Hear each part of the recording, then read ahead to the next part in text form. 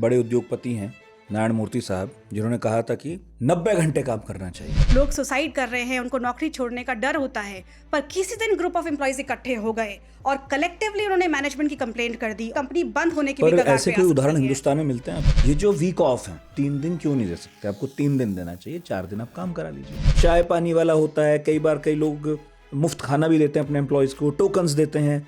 ये क्या है? कोई बाध्यता है, मर्जी है? इसमें आपको बहुत इंटरेस्टिंग चीजें बताती हूँ। आप अगर मैनेजर को टर्मिनेट करना चाहें तो एक लाइन की चिट्ठी दे सकते हैं कि हमें आपकी जरूरत नहीं है, कल से नहीं आइएगा। बेचारे मैनेजर। जैसे ऑफिस में कोई लेट आया है ना, तो बहुत बार होता है कि पैसे कटते हैं बहुत जगह। तो वो लेट आ रहा है, आप पैसे काट रहे हैं, पर रात को आप उसको ओवर टाइम करा रहे हैं, आप उसके पैसे नहीं दे रहे। मेहनती होना मर्जी नहीं है, कई बार मजबूरी भी है। ये मेरे फादर एक बार जापान गए तो वो उन्होंने देखा कि एक फैक्ट्री में स्ट्राइक हो रखी थी, फिर भी लोग वहाँ पे काम कर रहे थे। शू फैक्ट्री थी। तो उन्होंने कहा भाई ये कैसी स्ट्राइक है तुम्हारी, तुम तो काम कर रहे हो। कल मून लाइटनिंग की बहुत बात होती है, यू नो दैट्स एक्चुअली, हमें उस चीज को बड़ा पॉजिटिवली देखना चाहिए। कानून कह रहा है ईपीएफ में कि कंपनी और कर्मचारी दोनों को बराबर योगदान देना चाहिए। कंपनियां अपना हिस्सा भी कर्मचारी की सैलरी से काट के निकाल लेती। ये बिल्कुल गलत है और ऐसी कंपनी सुन ले।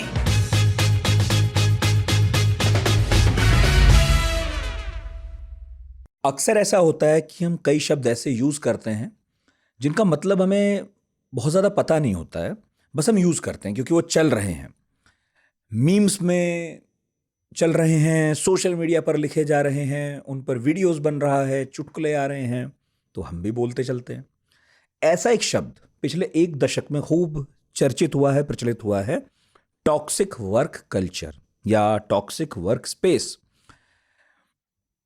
अक्सर आपके दोस्त भी रेंट करते होंगे, आपसे बुराई करते होंगे, अपने बॉसेस की, अपने साथ के लोगों की, और बहुत बार आपको भी शिकायतें होती होंगी। तो कुल मिलाकर टॉक्सिक वर्क कल्चर एक ऐसी चीज है जिससे काफी सारे लोग खुद को पीड़ित महसूस करते हैं।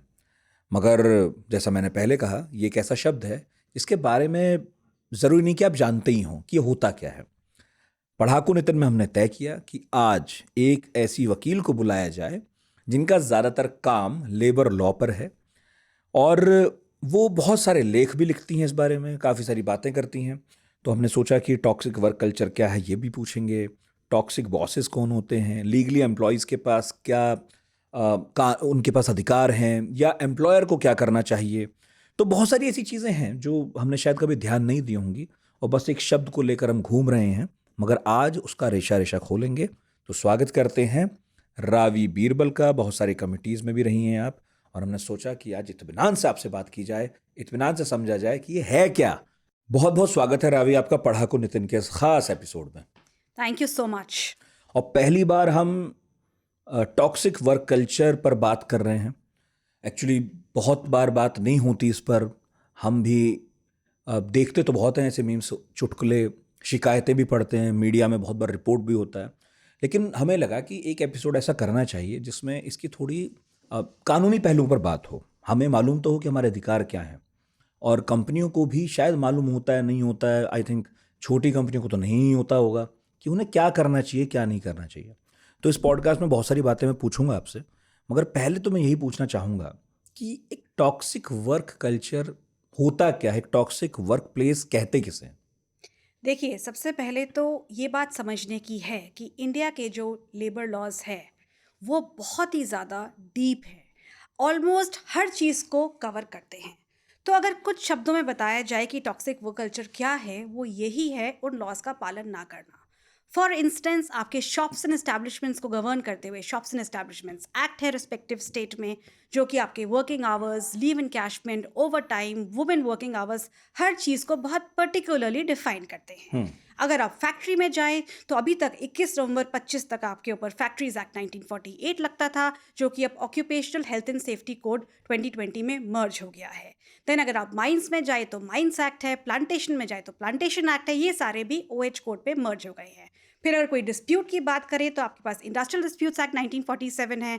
सोशल सिक्योरिटी बेनिफिट्स की बात करें तो आपके पास employees provident fund miscellaneous provisions act 1952 रहा है, जो कि आपका पीएफ गवर्न करता है। मेडिकल की बात करें तो आपके पास एम्प्लॉय स्टेट इंश्योरेंस एक्ट 1948 रहा है।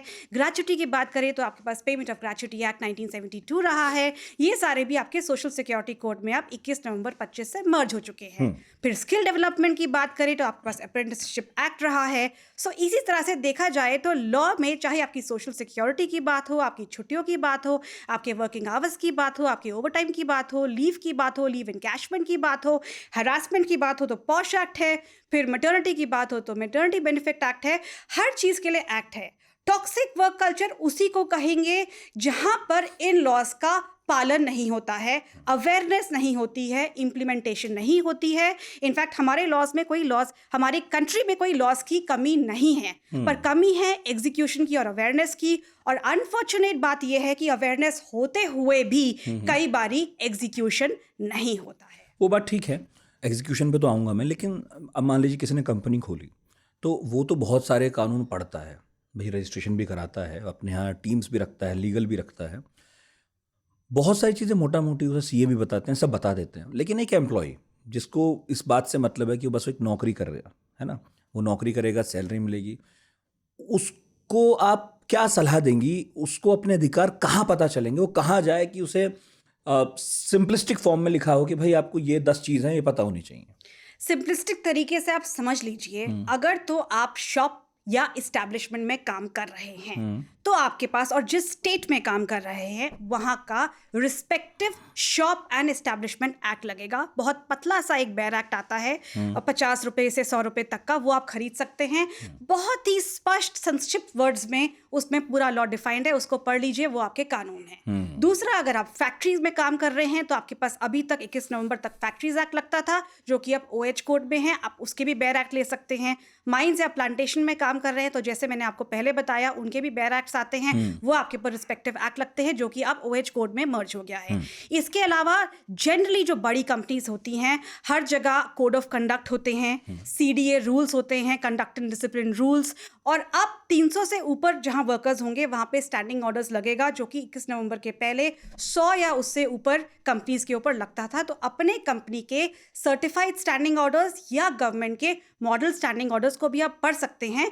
यही कानून है जिनसे आप गवर्न होंगे। आपका अपॉइंटमेंट, आपका प्रोबेशन पीरियड, आपका कंफर्मेशन पीरियड, आपका रेगुलराइजेशन, आपका रिटायरमेंट, आपका डिसिप्लिनरी एक्शन, आपके छुट्टियों का पीरियड, आपके वर्किंग आवर्स का पीरियड, इन सारे लॉज के तहत गवर्न होगा। और जो आपका कॉन्ट्रैक्ट ऑफ अपॉइंटमेंट है वो भी इन लॉज के बियॉन्ड नहीं हो सकता वो जरूर है। पढ़ना चाहिए लोगों को। Absolutely. अमूमन देखते हैं कि जब लोग आते हैं, ज्वाइन करते हैं, तो बस वो साइन करते चले जाते हैं, हर पेज पे साइन करते हैं और दे देते हैं। वो कोशिश भी नहीं करते लोग अक्सर कि वो पढ़ें कि वो किन शर्तों के तहत काम करने जा रहे हैं उस कंपनी में जहाँ ज्वाइन कर रहे हैं। तो पहला तो यही शायद आप कहना चाहेंगे कि भाई वो तो ज़रूर पढ़ो, बाकी बेयर एक्ट्स वगैरह तो बाद की बात है, पढ़ना चाहिए। पर आपके शब्दों में कहूँ तो बहुत सारे कानून हैं। फिर भी एना सेबेस्टियन का केस है, एक लड़की थी जो अपनी एक अच्छी कंपनी में काम करती थी और वहाँ उसने जो मतलब आत्महत्या कर ली, तो कारण यही बताया गया कि टॉक्सिक वर्क कल्चर था, प्रेशर के चलते आत्महत्या की, बहुत काम था। और उनकी मौत के बाद NHRC की जांच हुई, संसद में सवाल उठे, लेबर मिनिस्ट्री ने जांच की, कंपनी ने शोक भी जताया। लेकिन उसके बाद क्या बदला? सब तो जस का तस ही दिखता है हमें। एक तो जी, जो आपने अपॉइंटमेंट लेटर की बात करी, वहाँ पे एक बात गौर करने वाली ये है, और खासकर से मैं एम्प्लॉयज़ के पर्सपेक्टिव से ये बात बोलना चाहूँगी कि आप कभी भी एक कॉन्ट्रैक्ट ऑफ अपॉइंटमेंट को बियॉन्ड द लॉ नहीं रख सकते। फर्स्ट पॉइंट, अगर आपने रखा है, लॉ कहता है कि आप एक दिन में, shops and establishments act normally states का विद फ्यू वेरिएशंस कहता है कि आप किसी भी एम्प्लॉय को एक दिन 9 घंटे से ऊपर काम नहीं करा सकते। वीकली आप 48 आवर्स के ऊपर काम नहीं करा सकते। आप ओवर टाइम भी कराएंगे तो वो भी चीज डिफाइंड है कि आप बियॉन्ड 60 आवर्स नहीं कर सकते, और आप ओवर टाइम कराएंगे तो आपको उस पीरियड का डबल द वेजेस देना पड़ेगा। फिर उसके बाद लॉ ये भी कहता है कि अगर आप किसी को लंच ब्रेक, जो कि देना ही पड़ता है, लॉ में लिखा हुआ है कि 5 घंटे के बाद एक आधे घंटे का लंच ब्रेक होगा, टी ब्रेक होगा, ये सब रखते हुए भी आप किसी को 10.5 से 12 घंटे से ऊपर काम नहीं करा सकते इन वेरियस स्टेट्स। अब ये सब लॉ होने के बावजूद भी अगर कोई कंपनी कहती है कॉन्ट्रैक्ट ऑफ अपॉइंटमेंट में कि आप तो 20 घंटे काम करोगे, that's legally wrong.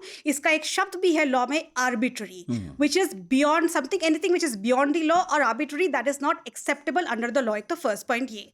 Second point, supposing आपने कॉन्ट्रैक्ट तो बना दिया लॉ के हिसाब से, लेकिन जब आप एग्जीक्यूशन करने बैठे तो आप कहते हैं कि मैं तो कॉन्ट्रैक्ट के बियॉन्ड करूंगा, आपकी मर्जी है, काम करना है करो, नहीं करना है ना करो। और जो मैनेजर लेवल एम्प्लॉय होते हैं, जो कि वर्कमैन लेवल नहीं होते हैं, उनके थोड़े राइट्स कम हैं, तो उनको कई बार आके कंपनीज में प्रेशर में आके काम करना भी पड़ता है, नहीं तो वो टर्मिनेट हो जाते हैं।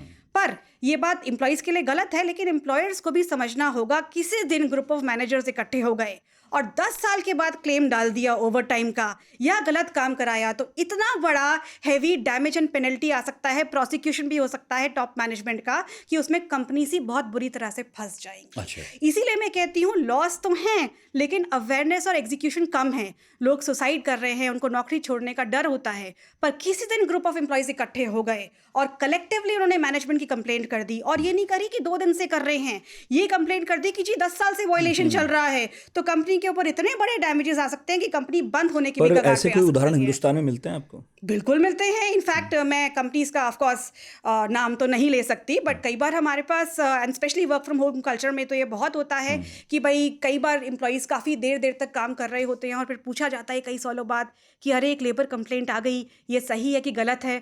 फिर हम बोलते हैं कि भाई ये तो आप गलत ही कर रहे हैं। और पर मैं समझती हूँ कि लॉ को थोड़ा सा मिडिल पाथ रखना चाहिए। हमारे जो वर्किंग आवर्स हैं वो एम्प्लॉयर्स के लिए भी स्ट्रिंजेंट हैं और थोड़े से एम्प्लॉयज़ के लिए भी स्ट्रिंजेंट हैं, और अब वर्क फ्रॉम होम का कंसेप्ट भी आ रहा है। और अभी जो नए लेबर कोड्स आए हैं उसके तहत मॉडल स्टैंडिंग ऑर्डर्स जो ड्राफ्ट हुए हैं उसमें ज़रूर है कि एम्प्लॉयर और एम्प्लॉई वर्क फ्रॉम होम के लिए म्यूचुअल कॉन्ट्रैक्ट्स करके म्यूचुअली अग्रीएबल अरेंजमेंट्स कर सकते हैं, पर वो भी लॉ के दायरे में ही होने चाहिए।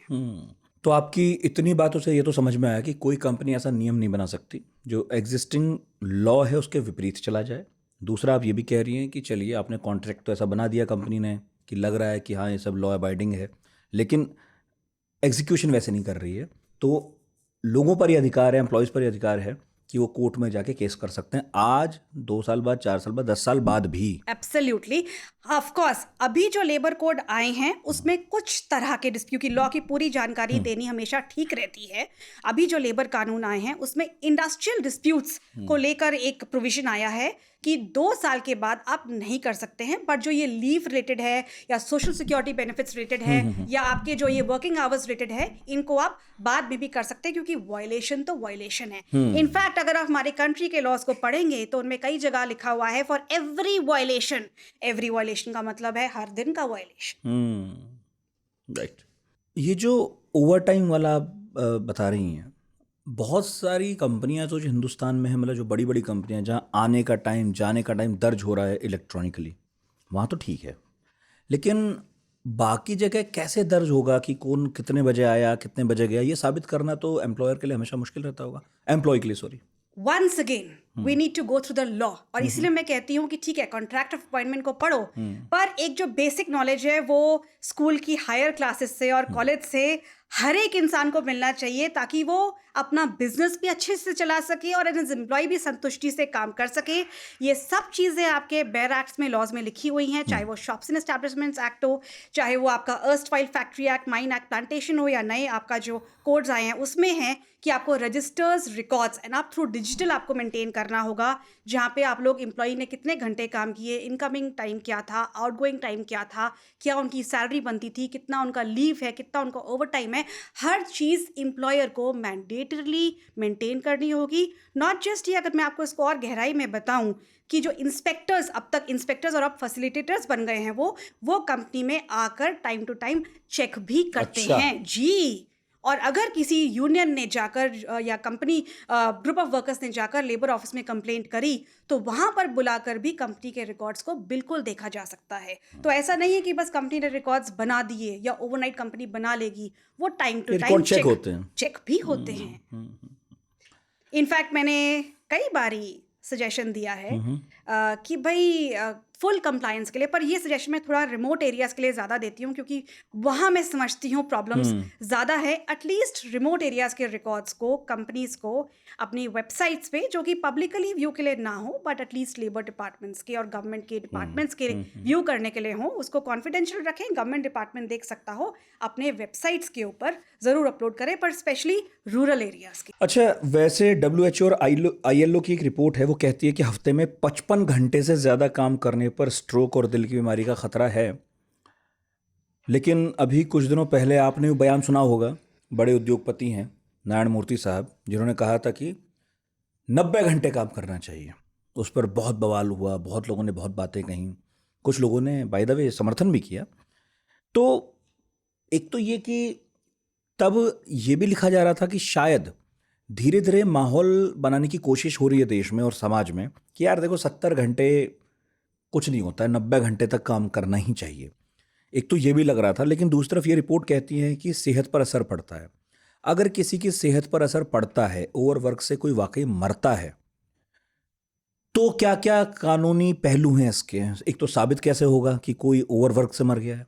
सिर्फ खुदकुशी करते हुए अगर कोई लिख के चला गया तब तो आप कह सकते हो, और अगर किसी ने ऐसा कुछ लिखा ही नहीं तो क्या सबूत है, कैसे साबित होता है कोर्ट्स में? एक तो सबसे पहले मैं एम्प्लॉयज़ को आपके क्वेश्चन आंसर करने से पहले मैं ये बोलना चाहूँगी, देखो लाइफ में सबको आगे बढ़ना है, मेहनत करनी है, nothing is permanent in this life. आप आज इस कंपनी में काम कर रहे हैं, कहीं कल और कर रहे हैं, जहाँ भी आप काम कर रहे हैं उसका बेस्ट यूज़ लें, बेस्ट अपने स्किल्स डेवलपमेंट करें। आपको नहीं सूट कर रहा है, आप कहीं और नौकरी देखें। किसी भी चीज़ को इतनी दिल पे ना लगाएं कि सोसाइटी की सोचने तक की नौबत आ जाए। बिल्कुल, अगर obviously। आप किसी और की लाइफ को देखेंगे तो शायद आपको उनकी लाइफ में जो काम नहीं कर रहे हैं 100 प्रॉब्लम्स और दिख जाएंगी। जो घर बैठे हुए हैं, जो होम मेकर्स हैं, चाहे वो मेल हो चाहे वो फीमेल हो, शायद उनकी लाइफ में 100 और प्रॉब्लम्स है। तो सोसाइटी जैसी बात के बारे में सोचा भी ना करें। बिल्कुल। अब अगर वर्किंग आवर्स की बात करी जाए तो मैं समझती हूँ कि लॉज को देखो, फ्लेक्सिबिलिटी तो अब आनी चाहिए। Work cultures are changing, employers के लिए भी, एम्प्लॉयज़ के लिए भी, क्योंकि ये कंट्री की इकोनॉमिक्स का सवाल है। देखिए, जहाँ तो स्ट्रेनियस वर्क है, फैक्ट्री, माइंस, प्लांटेशन, कंस्ट्रक्शन, मैं नहीं समझती वहाँ वर्किंग आवर्स को इंक्रीज करना चाहिए। बेसिकली वर्किंग आवर्स की प्रॉब्लम तो रियल वहाँ पे है। और हम लोग शॉप्स एंड एस्टैब्लिशमेंट्स में, आईटी कंपनीज में बात कर रहे हैं। आप कंस्ट्रक्शन वर्कर्स को देखिए किन हालातों में काम करते हैं। प्रेग्नेंट वुमेन तक काम करती है किन हालातों में। पहले हमें उनके लिए सोचना चाहिए। उनके वर्किंग आवर्स बिल्कुल रिड्यूस नहीं होने चाहिए।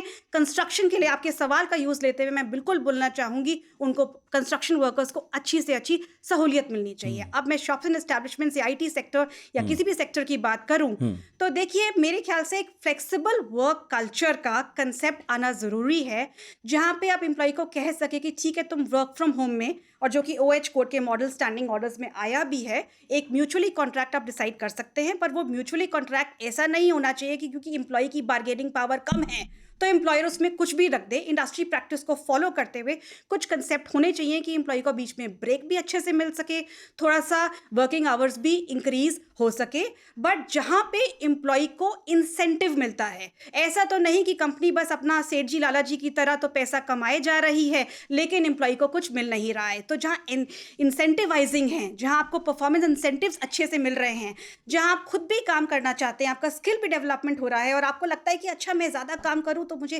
पैसे ज़्यादा मिलेंगे, वहां पे परमिसिबल होना चाहिए। थोड़ा सा लिमिट्स बढ़ा दें। लेकिन जहाँ पे ये है कि भाई एक क्लास 4 एम्प्लॉय की तरह आप काम कर रहे हैं, कुछ आपके लिए ग्रोथ नहीं है, कोई ऐसा नहीं है कि आप ज़्यादा काम करेंगे तो आपको पैसे मिल जाएंगे, वहाँ मैं नहीं समझती इट इज़ फेयर की करना चाहिए। अब मिडिल पाथ, मैं नारायण मूर्ति जी की बात से सहमत हूँ। A middle path needs to be, to a large extent, I mean a middle path needs to be followed, कि जहाँ पे आपको स्किल डेवलप हो रहा है। या मैं इससे लॉयर्स की ही बात करूँ, इनिशियल स्टेजेस में हमें खूब काम करना पड़ता है बिकॉज हम सीख रहे हैं और हमें पता है कि जो हम सीख रहे हैं वो लाइफ में हमें ही जाके काम आएगा। जैसे अभी पीछे बॉलीवुड का भी इशू आया था, तो बॉलीवुड के जो बड़े स्टार्स हैं उनको एक्स्ट्रा काम करने में उनको इंसेंटिव मिलता है, लोग स्टारडम है, लोग दिख रहे हैं, भाई वही आप एक्सपेक्ट करें कि एक स्पॉट बॉय करे, वो चीज फेयर नहीं होगी। तो middle path needs to be followed. बिल्कुल। और वो जो सवाल मैंने पूछा, sorry to interrupt, I would also want to say one size does not fit all. There can't be a straight jacket formula. It has to be person to person, employment to employment. पर एक मैं ज़रूर चीज़ बोलना चाहूँगी कि जो ये extra working hours की बात है, ये दोनों एम्प्लॉयर और एम्प्लॉय के कंसेंट से ही होनी चाहिए। अगर हम वर्किंग आवर्स की एक्सटेंड करने की बात करते हैं तो ये एम्प्लॉयर और एम्प्लॉय दोनों की इच्छा से ही होनी चाहिए। अब जैसे कोई लेडी है जिसका भी न्यू बॉर्न बेबी है, और या फिर इवन कोई मेल है जिसका न्यू बॉर्न बेबी है, व्हाई नॉट, और वो लोग नहीं चाहते कि वो एक्सटेंडेड आवर्स काम करे, वो फैमिली टाइम ज़्यादा स्पेंड करना चाहते हैं, तो दोनों की सहूलियतों को सर्कमस्टांसेस के हिसाब से देख के डिसाइड करना चाहिए। वो मैं समझ रहा अभी, मगर मेरा सवाल ये भी था कि जो ऐसे मामले सामने आते हैं जिसमें कोई अस्पताल के बिस्तर पर पड़ा है और शिकायत लिख रहा है कि मैं ओवरवर्क के चलते, इतने लोड के चलते बिस्तर पे आ गया हूँ, मैं बीमार इसलिए हो गया हूँ, वहाँ तो आपके पास एक व्यक्ति है, पीड़ित है, सामने है, बोल भी रहा है, बता रहा है। लेकिन मैंने आपसे ये पूछा, कई मामले ऐसे आते हैं जिनमें मौत हो जाती है, कैसे तय होता है, कैसे मालूम चलता है कि ये ओवरवर्क की वजह से हुई है? कोई झूठ भी कह सकता है कंपनी के खिलाफ, मतलब झूठ क्या कहेगा, वो मर गया, उसके घर वाले कह सकते हैं, और ये भी हो सकता है कि वाकई ऐसा ही हुआ हो, उसकी मौत ओवरवर्क की वजह से हुई हो, लेकिन कंपनी कह दे कि ऐसा तो कुछ नहीं है। कहाँ सबूत है? अब मैं आपको वही डायलॉग बताऊंगी जो आपने भी कई बार सुना होगा। देखिए, कानून के हाथ ना बहुत लंबे होते हैं। जब एक केस जाता है कोर्ट में तो एविडेंसेस होते हैं, और ऐसे केसेस में आई विटनेसेस हो गए जिन्होंने देखा हो कि हाँ जी ये तो इसी तरह से काम कर रहा था, हमने देखा था। हियर से एविडेंस, जजमेंट्स है जो हियर से एविडेंस को भी, जेडी जैन की जजमेंट है जो हियर से एविडेंस को भी सपोर्ट करती है। और उसमें कोई बोले कि हाँ जी मैंने सुना था, ये रोज बोलता था सुबह शाम कि ये तो बिजी मेरा तो बहुत प्रेशर है, बॉस ने बड़ा प्रेशर लगा रखा है, नहीं करेंगे तो नौकरी से निकाल देंगे, या बड़ा हरासमेंट किया हुआ है। तो आई डॉक्यूमेंट्री एविडेंस की देखो, वो रात को 3-3 4-4 बजे तक, 1 या 2 दिन नहीं, चलो 1-2 दिन की बात है, ठीक है, 3-4 दिन की बात नहीं, वो महीनों तक रात रात तक काम कर रहा है। तो जब ऐसे एविडेंसेस आएंगे और इस तरह की एलिगेशन होगी तो डेफिनेटली कानून भी उस चीज को देखेगी, आंख नहीं बंद करेगी। लेकिन अगर लगता हो कि एम्प्लॉय ने झूठ लिखा है, वैसे मैं नहीं समझती कि कोई भी एम्प्लॉय झूठ लिख के ऐसा करेगा फ्रैंकली, बट स्टिल तो ऐसे भी एविडेंसेस आ सकते हैं कंपनी के फेवर में जो बोले कि नहीं जी इसकी तो कोई पर्सनल प्रॉब्लम्स चल रही थी और ये हमको आके बताया करता था। तो डिपेंड करता है एविडेंसेस पे। अगर ऐसा कोर्ट में केस जाएगा तो फिर उसके एविडेंसेस कोर्ट देखेगी और एक डिसीजन पे अराइव करेगी कि क्या एम्प्लॉय की बात सही हो सकती है। नॉर्मली सोसाइटी से जो पहले चिट्ठियां लिखी होती हैं, आप उनको ऐसे ही गलत नहीं बोल सकते। वो बड़े सबूत होते हैं, बड़े सबूत होते हैं। और ये चीज एक जने के साथ नहीं घट रही होती है, फिर वो और भी लोगों के साथ घट रही होती है। But I would really want to repeat myself कि प्लीज अपनी नौकरी को इतना अटैच नहीं करिए। आपको ये नौकरी नहीं सूट कर रही है, develop your skills and get a better job. यहाँ से आप जो बेस ले सकते हो लो और आगे बढ़ो लाइफ में, स्किल्स बढ़ाओ अपने। अच्छा, एक चीज और देखते हैं कि जैसे ऑफिस में कोई लेट आया है ना, तो बहुत बार होता है कि पैसे कटते हैं बहुत जगह पर। तो ये कोई कानून है या कंपनी का अपना नियम है, कंपनी जो है उनको ये इजाज़त मिली हुई है कि वो ऐसा कर सकती हैं? इस पे क्या कहना आपका? इस पे भी कानून है। इनफैक्ट हमारी कंट्री में हर छोटी सी छोटी चीज पे कानून है। अभी तक पेमेंट ऑफ वेजेस एक्ट था जो कि अब कोड ऑन वेजेस 2019 में, जो कि 21 नवंबर 25 से आया है, मर्ज हुआ है। उसमें लिखा है कोड ऑन वेजेस में जो पेमेंट ऑफ वेजेस था वो तो 24,000 की सैलरी के एम्प्लॉइज तक लगता था। कोड ऑफ वेजेस जो है वो हर एक के ऊपर लगता है। उसमें है कि आप प्रोपोर्शनेट सैलरी, अगर एम्प्लॉय लेट आया, ऐसा नहीं 5-10 मिनट लेट आया, मतलब घंटा भर लेट आया, तो आप प्रोपोर्शनेट सैलरी, ये नहीं वो 1 घंटा लेट आया और आपने पूरे दिन की सैलरी काट ली, नहीं, आप घंटे के हिसाब से सैलरी काट सकते हैं। बट यहाँ मैं ये भी बताना चाहूंगी, ऐसा नहीं कि यहाँ तो वो लेट आ रहा है आप पैसे काट रहे हैं, पर रात को आप उसको ओवर टाइम करा रहे हैं, आप उसके पैसे नहीं दे रहे। उसका भी कानून है कि आप उसको double the wages of over time देंगे। तो पैसे काट सकते हैं proportionately only, not beyond that. Double the wages देनी भी पड़ेंगी ओवर टाइम के लिए। और अगर 1 घंटा सुबह लेट आया, रात को 1 घंटा काम कर रहा है आपकी इच्छा से, तो उसको भी आप एडजस्ट कर सकते हैं। एडजस्ट करेंगे उसे जी। अच्छा, और लोगों को निकालने का कानून क्या होता है? कंपनी किसे कब निकाल सकती है कि अपने मन पर है? ये एक बड़ा इंटरेस्टिंग सवाल है। इनफैक्ट हम लोग कई बार मजाक करते हैं कि इंडिया में अपने स्पाउस को डिवोर्स करना आसान है as compare to terminating your workman level employee. अब यहाँ जानना जरूरी है, workman level means somebody who is doing clerical, mechanical, technical, operational, skilled, semi-skilled, unskilled kind of work. इसे वर्कमैन कैटेगरी ऑफ एम्प्लॉय कहते हैं। अगर ऐसे कैटेगरी ऑफ एम्प्लॉय ने 240 डेज ऑफ सर्विस कंप्लीट कर लिए हैं, तो उसके बाद आप रिडंडेंसी की वजह से, लॉसेस के कारण या किसी भी कारण अपना वर्क रिड्यूस करना चाहते हैं, एम्प्लॉय का मिसकंडक्ट नहीं है, तो आपको रिट्रेंचमेंट के प्रोविजंस को फॉलो करना पड़ेगा। रिट्रेंचमेंट में आपको उसको रिट्रेंचमेंट कॉम्पनसेशन देनी पड़ेगी। थोड़ा सरल भाषा में समझाइए मुझे। हाँ, तो उसको आपको रिट्रेंचमेंट कॉम्पनसेशन देनी पड़ेगी। मैं अभी सरल उसको डिस्क्राइब कर रही हूँ इजी वर्ड्स में।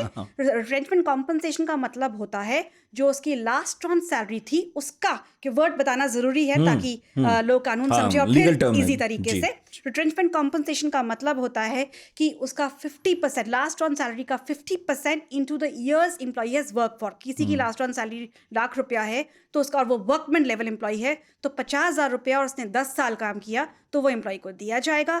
फिर उसको नोटिस पे भी मिलेगा, फिर लीफो मतलब लास्ट इन फर्स्ट आउट, मतलब सीनियर मोस्ट एम्प्लॉय को आप आखिरी में रिट्रेंच करेंगे। अच्छा। सिर्फ ये ही नहीं, अगर आपने एम्प्लॉयर ने कल को सोचा कि अच्छा चलो मैं वो डिपार्टमेंट फिर से शुरू कर लेता हूँ, या जहाँ से मैंने एम्प्लॉयज़ को रिट्रेंच किया मैं फिर से शुरू करता हूँ, तो आपने जिन लोगों को रिट्रेंच किया आपको उन्हें पहले बुला के पूछना होगा कि तुम फिर से काम करना चाहते हो, उन्हें प्रेफरेंस देनी होगी, तभी आप नई हायरिंग कर सकते हो। ये वर्कमैन लेवल के लिए है। अब वर्कमैन लेवल की ही बात को फर्दर दोहराऊं, वर्कमैन जब हम बोलते हैं तो वो कौन सा एम्प्लॉय है? Workman section 2S industrial disputes act में डिफाइंड है और इंडस्ट्रियल कोड में भी डिफाइंड है सिमिलर तरीके से, कि जो skilled, unskilled, semi skilled, clerical, mechanical, operational work कर रहा हो, सैलरी से फर्क नहीं पड़ता, आपकी डेजिग्नेशन से फर्क नहीं पड़ता, एक सॉफ्टवेयर इंजीनियर भी वर्कमैन हो सकता है, उससे आप वर्कमैन लेवल एम्प्लॉय कहते हैं। जो मैंने रिट्रेंचमेंट के प्रोविजंस बताए ये वर्कमैन पे ही लगेंगे। अब वर्कमैन के मिसकंडक्ट के ऊपर आते हैं। किसी वर्कमैन ने मिसकंडक्ट किया, परफॉर्मेंस ठीक नहीं थी या कुछ भी था,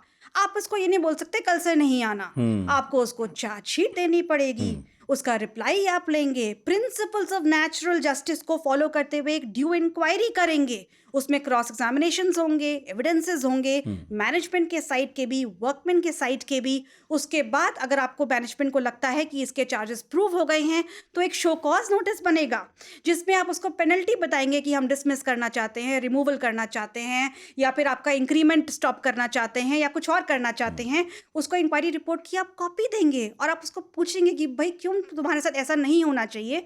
फिर जब वो उसको रिप्लाई दे देगा और आप उसके रिप्लाई से संतुष्ट नहीं होंगे, तभी आप उसके अगेंस्ट जिसे कहते हैं प्यूनिटिव एक्शन ले सकते हैं, उसको आप डिसमिस कर सकते हैं। ये तो हो गई वर्कमैन लेवल की बात। अब हो गई मैनेजर्स के लिए अनफॉर्चुनेटली कोई खास कानून नहीं है, because according to specific relief act a contract of personal service can not be enforced.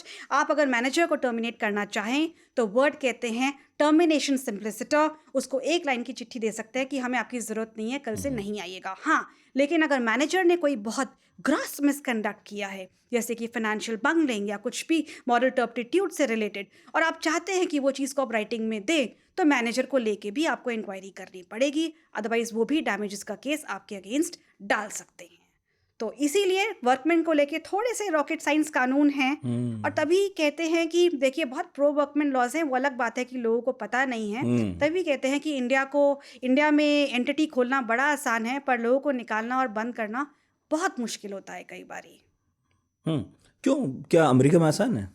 America में एट विल एम्प्लॉयमेंट्स का कॉन्सेप्ट है ज़्यादातर, कि भाई एट विल एम्प्लॉयमेंट होता है कि भाई ठीक है, अगर आपको एम्प्लॉयर को काम पसंद नहीं आया या कुछ भी है तो उनकी मर्जी है, वो निकाल सकते हैं।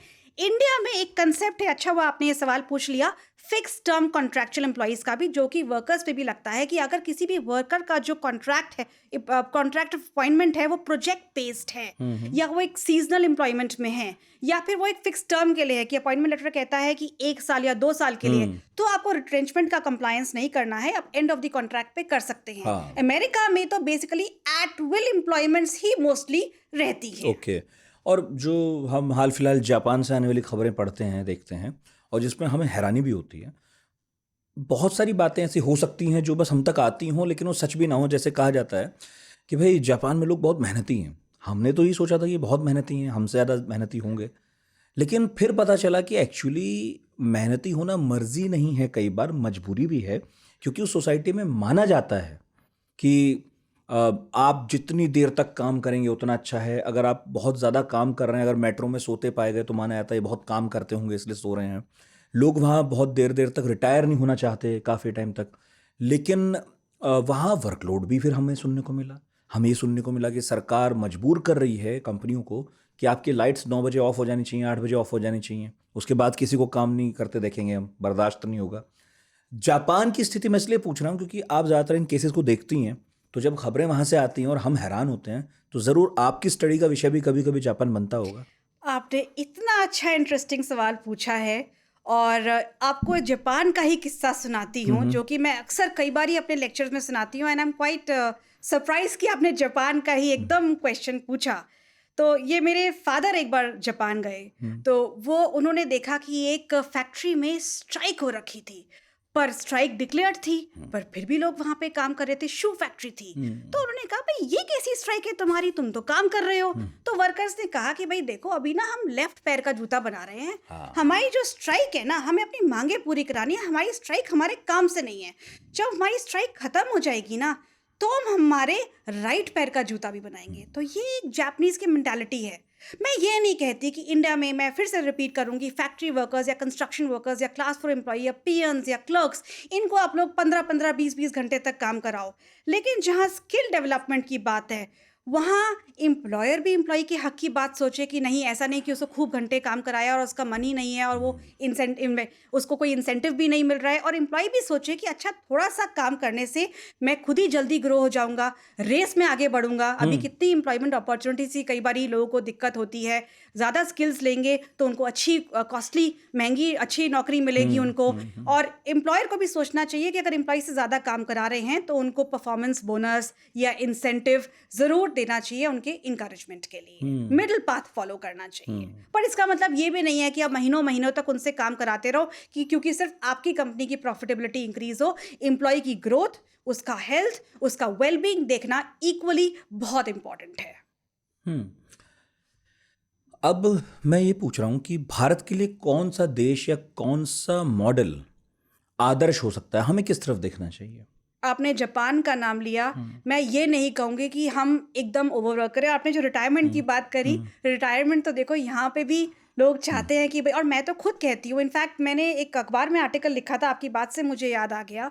हम लोग कई बारी जो बड़ी सीनियर पोजीशन की सरकारी नौकरियाँ होती हैं, उनमें बहुत यंग लोगों को रखते हैं। मेरा मानना है, और मैं अपने एक्सपीरियंस के बाद बता रही हूँ, कि कोई किसी फील्ड में 25-30 साल से काम कर रहा हो तो उसको भी नौकरियों से एज बार नहीं करना चाहिए। जो एक एक्सपीरियंस के बाद आदमी काम कर पाएगा, वो एक यंगस्टर के लिए इतना ईजी नहीं होगा। मे बी वो फिजिकल एजिलिटी उसमें है, बट जहाँ पे मेंटल एबिलिटी के सवाल है, वहां पर आपको एज, अगर सीनियर लोग हों तो उनको एज बार नहीं करना चाहिए। तो मैं ये कहना चाहूंगी, इंडिया को अपने ही हिसाब से चलना चाहिए, अपने ही कल्चर के हिसाब से चलना चाहिए, और चीज़ों में थोड़ा सा, अभी कानून आए हैं नए जो कि बहुत अच्छे मिडिल पाथ हैं, थोड़ा थोड़ा और कानूनों के अपने सर्कमस्टांसेस के हिसाब से डेवलप करना चाहिए। जैसे हमारे जो रिमोट एरियाज हैं, वहाँ पे कंप्लायंसेस को, अवेयरनेस को, एग्जीक्यूशन को इंक्रीज करना। अब हम कह दें कि हम जापान को फॉलो करते हैं और रिमोट एरियाज में बोले लोग कि पूरे इंडिया में लोग काम करना शुरू कर दें 20-20 घंटे, ये चीज़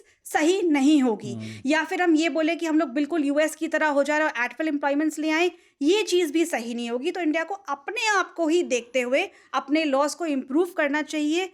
ये देखना चाहिए कि जो हमारे कंट्री में एक बहुत बड़ा पूल ऑफ स्किल है, चाहे वो रिटायर्ड जजेस हों, चाहे वो रिटायर्ड आईएएस ऑफिसर्स हों, चाहे वो रिटायर्ड आईआरएस ऑफिसर्स हों, उनकी सर्विसेज को पूरी इंडिया को ट्रेन करने के लिए, एजुकेट करने के लिए किस तरह से उनको इंसेंटिवाइज करके बेस्ट यूटिलाइज किया जा सकता है, कैसे हम लोग एम्प्लॉयज़ को जल्दी से जल्दी एज में नौकरी दिला सकते हैं और उनकी नौकरी देर तक कंटिन्यू हो सके, ताकि वो लोग लाइफ में सेटिस्फाइड रहें, फुलफिल्ड रहें। अपने सर्कमस्टांसेस के हिसाब से सब करना चाहिए। पहले वैसे मुझे अजीब लगती थी बात, जब कोई कहता था कि ये तो 62 की उम्र में रिटायर होने वाले हैं, तो बड़ा दुखद माहौल होता था। मतलब नहीं, ये तो मतलब 65 में होता तो अच्छा था। तो मुझे लगता है ये कौन लोग हैं जो काम करना चाहते हैं और ज़्यादा। फिर धीरे धीरे मुझे महसूस हुआ कि शायद 62 की उम्र तक आते आते अगर वो उतना कमा पाते कि उन्हें लगता कि भाई मैं अब 62 में रिटायर हो गया, कोई बात नहीं, मैं आराम से रह सकता हूँ, मेरे खर्चे भी चल जाएंगे, तो वो क्यों चाहेंगे कि वो काम करें। तो आपके हिसाब से, या फिर जो आप जैसे एक्सपर्ट्स हैं आपस में बात करते होंगे, एक रिटायरमेंट की सही एज इंडिया में क्या होनी चाहिए? क्योंकि इस पर बहुत खींचतान है, कभी 58, कभी 62, कभी 65, किसी नौकरी में कुछ, किसी नौकरी में कुछ। एक्चुअली क्या होना चाहिए? देखिए, रिटायरमेंट की एज मॉडल स्टैंडिंग ऑर्डर्स में डिफाइंड है 58 ईयर्स। कई लोग उसको 60 ईयर्स भी रखते हैं, ये तो लॉ कहता है। कई पोजीशंस पे 65 भी है, और कई लोग गवर्नमेंट में रिटायरमेंट के बाद कॉन्ट्रैक्चुअल बेसिस पे भी इंगेज कर सकते हैं। तो अब ये मेरा सिर्फ कह देना कि एक्स अमाउंट ऑफ एज होनी है, ये सही नहीं होगा ऐसे बोलना। इसके लिए बहुत गहरे डिस्कशन की ज़रूरत है। लेकिन एक मैं चीज़ ज़रूर कहूँगी कि इस तरह से वर्क स्ट्रक्चर होना चाहिए कि इंसान जो है देर तक, जितनी देर तक हो सके लाइफ में काम करता रहे। यहाँ मैं आपको अपने ही ग्रैंडफादर का एग्जांपल देना चाहूँगी। मेरे ग्रैंडफादर चीफ सेक्रेटरी थे मध्य प्रदेश के, और एक फिजियोथेरेपिस्ट रहे हैं। चीफ सेक्रेटरी जो मेरे ग्रैंडफादर हैं उन्होंने भी रिटायरमेंट के बाद खूब काम किया, और जो फिजियोथेरेपिस्ट रहे वो भी अपने एंड तक खूब काम करते रहे। तो एक प्रोफेशनल का ज़रूर एक लिवरेज होता है कि वो उसके लिए कोई रिटायरमेंट एज नहीं है।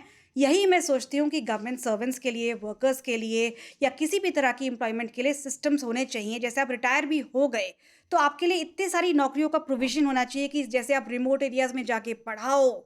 आप सोचिए एक retired IAS officer, retired IRS officer, IFS officer, एक रिटायर्ड जज जाकर रिमोट एरियाज में पढ़ा रहे हैं। तो सिंपल से सिंपल पढ़ाई भी लोगों के लिए कितनी इंटरेस्टिंग, इजी हो जाएगी, और वो कितनी प्रैक्टिकल होगी। जो हम बात करते हैं कंट्री में स्किल डेवलपमेंट करें, तो अगर इतनी ऊंची पोजीशन से आए हुए लोग रिटायरमेंट के बाद लोगों को जाके पढ़ाएंगे तो कितना जल्दी कंट्री का डेवलपमेंट हो जाएगा। एक यंग, और उसमें मैं लेकिन बोलना चाहूंगी कि इनको आप इंसेंटिवाइज करो, इनको प्रॉपर गाड़ी दो, ड्राइवर दो, प्रॉपर रहने की जगह दो, प्रॉपर इनको पेमेंट करो। सो connect urban with the rural, and there should be scope of work even beyond retirement, सही। even more than what is existing currently. Pension को लेकर क्या विचार हैं आप जैसे एक्सपर्ट्स के? क्योंकि हर तरफ तो मैं यही देख रहा हूं कि लोग इस बात को, एक तबका ये कह रहा है कि भाई पेंशन होनी चाहिए। आप इस तरह मत देखिए कि पेंशन आप कोई एहसान कर रहे हैं। किसी व्यक्ति ने अपना जीवन दिया, ऊर्जा दी, अपने सबसे अच्छा वक्त दिया, तो उसे पेंशन देकर आप, जब वो अक्षम है काम करने में या कम कुशल रह गया है, तो आप पेंशन देकर आप उसकी एक जो जीवन की मर्यादा है उसे बनाए रखते हैं कि ठीक है, अब वो अपना जीवन जो शेष बचा है अच्छे से बिता सकता है। कुछ का ये कहना है, जिनका ये नज़रिया है देखने का, कि देखिए वो एक तरह की लायबिलिटी है इकोनॉमी पे, क्योंकि वो कमा तो कुछ रहे नहीं, जब हुआ हुआ, अब तो नए लोग आ गए, उन्होंने रिप्लेस कर दिया है, तो पेंशन क्यों देनी चाहिए? आप अपने जीवन काल में पैसा बचाना चाहिए था। बहुत सारी योजनाएं आती हैं सरकार की, आपको इन्वेस्ट करना चाहिए था। तो इस पर आप लोगों का क्या कहना है? Thank you for the question कि आपने मुझे इस सवाल पे बोलने का मौका दिया। मैंने कभी इसके बारे में बोला और लिखा नहीं है, पहली बार बोल रही हूँ। आप जो लोग अपोज कर रहे हैं कि नहीं होनी चाहिए पेंशन, आप ये तो देखिए नौकरी के दौरान आप उनको सैलरी कितनी दे रहे हैं। या तो ये हो कि आप उनको मल्टीनेशनल की तरह खूब करोड़ों के सैलरी पैकेज दे रहे हैं, तब तो आपका आर्ग्यूमेंट ठीक है कि उनको पेंशन नहीं दो। आप सरकारी लोगों को कितना कम सैलरी है, एंड ऑफ कोर्स हम कितना भी बोल रहे कि टैक्स का बर्डन है या फाइनेंशियल बर्डन है, पर देखा जाए प्रैक्टिकली तो है तो सरकारी नौकरियों की सैलरी काफ़ी कम ही। अब ऐसी कम सैलरी में वो घर भी चला लें, अपना थोड़ा सा रिक्रिएशन भी कर लें, और हम सोचें कि फ्यूचर के लिए अच्छी सेविंग भी कर लें। ऑफ कोर्स प्रोविडेंट फंड होता है, ग्रेचुटी होता है, बट ये बोलना कि उस दौरान वो नौकरी के बाद के लिए इतना सेविंग कर ले कि वो रिटायरमेंट के बाद एक अच्छी लाइफ लीड कर सके, मैं नहीं समझती कि पॉसिबल है। देयरफॉर मैं तो बिल्कुल पेंशन के फेवर में हूँ। इनफैक्ट आपका सवाल का यूज़ लेते हुए मैं ये भी कहना चाहूँगी कि सरकारी नौकरियों में सैलरी अच्छी तरह से इंक्रीज होनी चाहिए और लोग ज़्यादा परफॉर्म कर सकें। डिसिप्लिनरी एक्शंस को भी साथ साथ थोड़ा सा स्ट्रीमलाइन और फास्टन करना चाहिए। तो आप ल्यूक्रेटिव भी बनाओ, अच्छे पे पैकेजेस दो लोगों को, और चेक भी ठीक से रखो, चेक भी ठीक से रखो, ट्रांसपेरेंसी रखो। कोई अगर ठीक से काम नहीं कर रहा है तो उसका भी आप रिकॉर्ड ठीक से बनाओ। जैसे लोअर लेवल में कई बार होता है कि भाई ठीक से रिकॉर्ड नहीं बनता है, वो बाबू टाइप एम्प्लॉइज में या फिर इवन थोड़े से मिडिल लेवल एम्प्लॉइज में, तो उनके भी आप प्रोविजंस को स्ट्रीमलाइन करो, ट्रांसपेरेंट करो। और गैर सरकारी में आपका क्या कहना है? ये तो सरकारी वालों के लिए तो ठीक है जी, लेकिन जो सरकारी में नौकरी नहीं करते जी भाई, बुढ़ापा तो उनका भी आएगा। बिल्कुल बिल्कुल। देखिए सरकार जो नॉन सरकारी है वहाँ पर जहाँ पे भी 20 से ऊपर एम्प्लॉइज़ है, और 20 से ऊपर एम्प्लॉइज़ ही फेयर बात है। जिस ऑर्गेनाइजेशन में एम्प्लॉइज़ ही 20 से कम है, वो क्या तो खुद कर रही है कि वो लोगों को पेंशन बांटे, और वहाँ पे इतने लोग टिकते भी नहीं है रिटायरमेंट तक कि वो उनको पेंशन वहाँ से मिले। तो जहाँ 20 से ऊपर एम्प्लॉइज़ है वहाँ कानून ऑलरेडी है। अब ये अलग बात है लोग कंप्लायंस नहीं कर रहे हैं, तो उसका कानून को कहते हैं employees provident fund miscellaneous provisions act 1952, जो कि 21 नवंबर 25 से सोशल सिक्योरिटी कोड में मर्ज हो गया है। इसमें आपका 12% शेयर एम्प्लॉय देता है, 12% शेयर एम्प्लॉयर देता है, और ये जो शेयर जाता है इसका 8.33% एक्चुअली में पेंशन फंड में ही जाता है। तो जो एक बड़ी कंपनी काम करवा रही है लोगों से, इंडिया के एम्प्लॉइज का ह्यूमन रिसोर्सेज का यूटिलाइज कर रही है, उसको पीएफ में डेफिनेटली कंट्रीब्यूट करना चाहिए और पेंशन मिलनी चाहिए। और मैं तो कहूँगी कि हमारी कंट्री इतनी प्रोग्रेस करे कि लोगों की सैलरीज भी इंक्रीज हो, उनका पीएफ भी इंक्रीज हो, उनका पेंशन भी इंक्रीज हो, बट इस तरह से भी ना हो कि एम्प्लॉयर्स के ऊपर बहुत बड़ा फाइनेंशियल बर्डन आए। हाँ, ऑब्वियसली। इनफैक्ट यहाँ मैं एक चीज ऐड करना चाहूंगी, आजकल मून लाइटनिंग की बहुत बात होती है, दैट्स एक्चुअली हमें उस चीज को बड़ा पॉजिटिवली देखना चाहिए, and there should be contracts between the employer and employee कि एम्प्लॉय कहे कि मैं तो 2-3 जगह और काम करना चाहता हूँ because I want to have more earning, मैं आपकी कॉन्फिडेंशियल सीक्रेट्स को कहीं लीक नहीं करूंगा, आपका डाटा कहीं नहीं जाएगा, ये मेरा प्रॉमिस है, नहीं तो आप मेरे अगेंस्ट एक्शन ले लेना। और एम्प्लॉयर भी कहे कि चलो तुम ठीक है कहीं काम करना है कर लो, लेकिन फिर तुम मुझे ये पेंशन और पीएफ की बातों से थोड़ा सा मेरे को थोड़ा सा ईज दो। तो employee then the person is like a professional कि वो फ्रीडम है, उसको जितना काम करना है करे, उसको जितना जहां से कमाना है वो कमाए। हम लोग फ्रीलांसर की तरह काम कर सकता हो फिर एटलीस्ट। Good point. यस। एक चीज और है, कानून कह रहा है ईपीएफ में कि कंपनी और कर्मचारी दोनों को बराबर योगदान देना चाहिए, लेकिन कितनी बार ये शिकायतें आती हैं कि कंपनियां अपना हिस्सा भी कर्मचारी की सैलरी से काट के निकाल लेती है। ये आप पीएफ के बारे में कह रहे हैं? जी हाँ। ये बिल्कुल गलत है और ऐसी कंपनी सुन लें।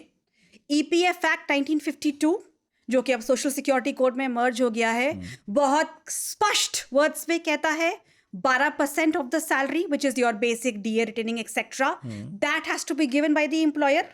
12% has to be deducted from the employee salary and deposited. अगर किसी एम्प्लॉयर ने अपना 12% एम्प्लॉय से काटा और कल को उसकी कंप्लेंट हो गई तो उसको पूरा शेयर अपनी पॉकेट से तो देना ही पड़ेगा, लेकिन उसको इंटरेस्ट और डैमेजेस भी देने पड़ेंगे। तो अगर उनको लग रहा है अभी पहले पैसा बच रहा है, बाद में जाके बहुत भारी पड़ सकता है, प्रोसिक्यूशन भी हो सकता है। एक लॉ में चीज बताना चाहूंगी जो कि सिर्फ लेबर लॉ के लिए नहीं, किसी भी लॉ के लिए है। If your initial action is bad, finally you are not going to succeed. Your initial action should be correct. Gratuity क्या है? Gratuity is like a gratuitous payment. It's like a thank you payment for your long and loyal services. जो gratuity है वो payment of gratuity act 1972 से govern रहा है, जो कि 21 नवंबर 25 को सोशल सिक्योरिटी कोड में मर्ज हो गया है। ग्रेच्युटी एक रेगुलर एम्प्लॉय को 5 साल ऑफ कंप्लीशन ऑफ सर्विस पे मिलता है। अभी 21 नवंबर से जो लॉ आया है, एक बड़ा पॉजिटिव डेवलपमेंट हुआ है फिक्स टर्म एम्प्लॉयज़ के लिए कि फिक्स टर्म एम्प्लॉय ने अगर साल भर भी काम कर लिया और क्विट किया तो उनको ग्रेच्युटी मिल जाएगा। और वर्किंग जर्नलिस्ट को merely upon completion of 3 years of service वो क्विट करेंगे तो उनको ग्रेच्युटी मिल जाएगा। पर यहाँ पे एक मैं आपको इंटरेस्टिंग केस बताना चाहूँगी जो हमारे सामने इस तरह के केसेस कई बारी आते हैं। लोग कई बारी क्या करते हैं, सीटीसी में लिख देते हैं ग्रेच्युटी का अमाउंट फर्स्ट डे से ही, और एम्प्लॉय तो खुश जाता है कि मेरे को तो इतना पैसा मिलने वाला है। फिर जो उसका टर्मिनेशन है वो 5 साल से पहले हो जाता है। फिर वो एम्प्लॉयर से कहता है कि आप मुझे मेरी ग्रेच्युटी दो। एम्प्लॉयर कहता है ये तो 5 साल कंप्लीशन पे मिलता है। फिर एम्प्लॉय जाता है पेमेंट ऑफ ग्रेच्युटी अथॉरिटी के ऊपर। वो क्या केस फाइल करता है, ग्रेच्युटी अथॉरिटी उसको ये नहीं कहती कि तूने 5 साल कंप्लीट नहीं किया तेरे को नहीं मिलेगा।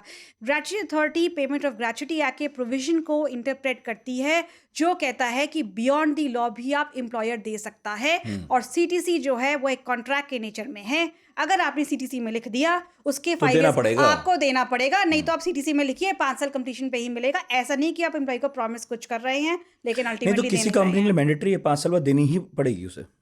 लॉ कहता है हम 5 साल के बाद तो देनी ही है। अगर आपके पास 10 जैसे पीएफ 20 एम्प्लॉइज पे लगता है ग्रेच्युटी एक्ट, अगर आपके पास 10 एम्प्लॉइज हैं और आप ग्रेच्युटी एक्ट के तहत आ रहे हैं, 5 साल कंप्लीशन के बाद जब भी एम्प्लॉय क्विट करेगा आपको देनी ही पड़ेगी। ठीक है। और फिक्स टर्म एम्प्लॉय के लिए आप 1 साल हो गया है वो लॉ। हाँ, वो आपने बताया जी। एक और बात है जिस पर बहुत चर्चा होती है, मुझे बहुत मजा आता है सुनने में वो, और मैं बार बार सोचता हूँ उस पर और बात होनी चाहिए। ये जो वीक ऑफ है, ओके, वीकली ऑफ, देखिए इधर उधर सब खुशी खिला रहे हैं। मैं खुद भी खुश हूँ जी, किसको नहीं पसंद है वीक ऑफ। वीकली ऑफ जो है 7 दिन में से 1 दिन, ये तो हमने थोड़ा मोटा माटी पढ़ाई है कि जिन जगहों पर 9 घंटे की जॉब है वहाँ आप 2 वीक ऑफ देंगे हफ्ते में, जहाँ 8 घंटे की है वहाँ आप 1 देते हैं। लेकिन अब जो एक नई चर्चा चली है कि भाई आप 3 दिन क्यों नहीं दे सकते, आपको 3 दिन देना चाहिए, 4 दिन आप काम करा लीजिए। और कई बार बात हो रही है कि 10 घंटे काम कराइए आप, और सूरज कितना खुश है, और 3 दिन ऑफ दे दीजिए।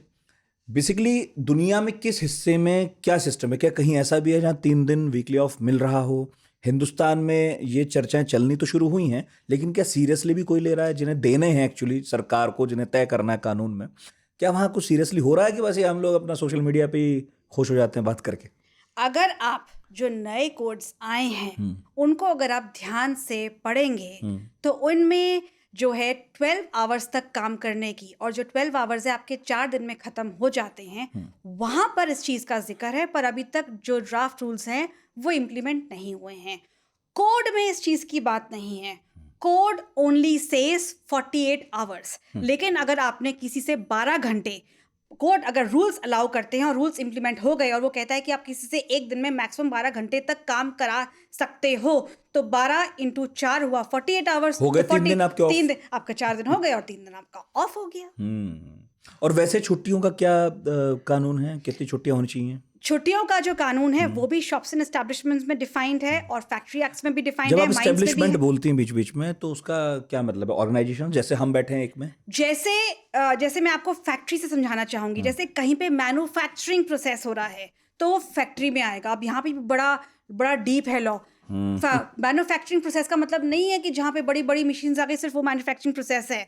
अगर आप जजमेंट्स को ध्यान से पढ़ेंगे, और मैंने खुद ऐसे केसेस किए थे कि अगर कहीं सिर्फ आलू भी कट रहे हैं, कहीं सिर्फ घी भी बन रहा है, Manufacturing। कहीं सिर्फ कोल्ड स्टोरेज भी रखा हुआ है, तो वो भी मैन्युफैक्चरिंग। कोई सिर्फ रिसर्च एंड डेवलपमेंट सेंटर है तो वो भी मैन्युफैक्चरिंग प्रोसेस हो जाते हैं। जो मैन्युफैक्चरिंग नहीं है, माइंस नहीं है, प्लांटेशंस नहीं है, जहाँ पे नॉर्मल एक एडमिनिस्ट्रेटिव वर्क चल रहा है, जो ऑफिस वकील वर्क हैं, चल रहा है, पत्रकार हैं, थैंकफुली जो जो वकीलों सीए हैं, उनका क्या है? थैंकफुली जो वकीलों की ऑर्गेनाइजेशन है वो according to judgments and according to notifications shops and establishments act से एग्जेम्प्टेड हैं। There are many such institutions जो कि, तभी तो हम लोग 20-20 घंटे खुद काम करते हैं, जो कि शॉप्स एंड एस्टैब्लिशमेंट्स एक्ट से एग्जेम्प्टेड हैं। अब आपने जो बात करी आपकी वीकली ऑफ की, वो हर एक ऑर्गेनाइजेशन में as per the shops and establishments act mandatory होना ही होना चाहिए। जो आपने बात करी लीव्स की, लीव्स भी कई तरह की अलग अलग शॉप्स एंड एस्टैब्लिशमेंट्स एक्ट में है। इसके लिए आपको हर एक स्टेट का देखना पड़ता है। मोटा मोटी में बताऊं तो प्रिविलेज लीव के नाम से आता है, अर्न लीव के नाम से आता है, एनुअल लीव के नाम से आता है, सिक लीव के नाम से आता है, कैजुअल लीव के नाम से आता है। ये आपने नाम सुने होंगे। और उसपे आपको कैरी फॉरवर्ड करने की भी प्रोविजंस हैं कि ठीक है आप 30 तक रख लो, 15 कैरी फॉरवर्ड कर लो, जो कि आप 60, अलग हर एक स्टेट का अपना अपना प्रोविजन है। सिक लीव और कैजुअल लीव को आप कैरी फॉरवर्ड नहीं कर सकते हो या एक लिमिटेड ड्यूरेशन तक कर सकते हो। प्रिविलेज लीव और एनुअल लीव को आप एक लिमिटेड ड्यूरेशन तक कैरी फॉरवर्ड कर सकते हो। तो जो लीव्स है उनके भी डेफिनेट प्रोविजंस हैं शॉप्स एंड एस्टैब्लिशमेंट्स एक्ट में, फैक्ट्री एक्ट और माइंस एंड प्लांटेशन में, जो कि अब OH कोड में मर्ज हो गए हैं। नहीं, तो आपकी बात से मुझे लग रहा है व्हाइट कॉलर जॉब्स को थोड़ा कम ही फायदा मिल रहा है कानून के हिसाब से। नहीं, एक चीज मैं क्लैरिफाई करना चाहूंगी। जो मैंने आपको बात करी टर्मिनेशंस की, वो जरूर वर्कमैन लेवल के लिए था एंड ब्लू कॉलर्स के लिए था, लेकिन जब लीव की बात आती है, हॉलीडेज की बात आती है, वर्किंग आवर्स की बात आती है, social security benefits, PF, ESI, gratuity, bonus की बात आती है, वहां पे वर्कमैन लेवल कंसेप्ट एप्लीकेबल नहीं है। वहां पे सैलरी लिमिट्स एप्लीकेबल हैं बोनस को लेके कि वो 21,000 तक एम्प्लॉइज के लिए मैंडेटरी है, उसके बाद मैनेजमेंट की मर्जी है।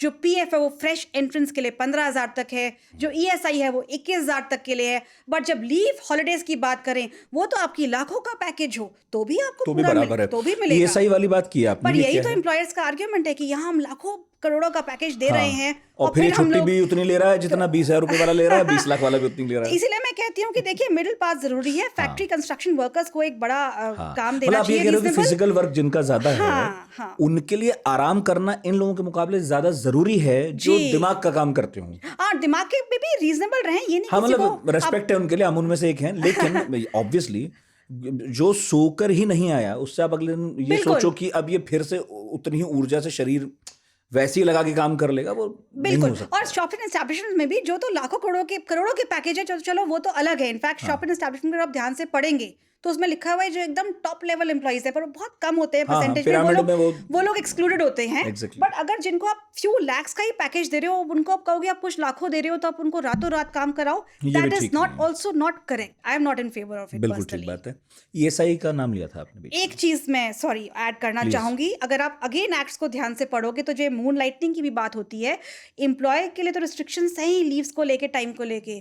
एम्प्लॉय के लिए भी हैं डबल एम्प्लॉयमेंट। एक एम्प्लॉय भी ऐसा नहीं कर सकता कि आज सुबह तो मैं यहाँ काम कर लूँ, रात को, क्योंकि जो एक्ट बना था वो बना ही इसलिए था wellbeing of an employee. Employee आपसे जो कंट्री है, जो इकोनॉमिक्स है, जो लॉ है, वो एक्सपेक्ट करता है कि आप भी अपने आप को आराम दोगे, डबल एम्प्लॉयमेंट नहीं करोगे। इसीलिए मैं कहती हूँ कि इस दफ्तर से निकले और दोपहर को दूसरे में चले गए और सो रहा नहीं है आदमी और कह रहा मेरी मर्जी। हाँ, अच्छा, मतलब केवल ये नहीं है कि एम्प्लॉय के लिए, एम्प्लॉयर के लिए भी इसमें राहत है जी कि भाई आपका एम्प्लॉय जाके सो के अच्छे से अगले दिन पूरी ऊर्जा के साथ काम करे। लेकिन अब थोड़ा मिडिल पाथ सॉल्यूशंस होने चाहिए भाई, एम्प्लॉय भी अपना खूब कमाए, व्हाई नॉट, वो भी आगे जाके बड़ा बड़ा एम्प्लॉयर बने।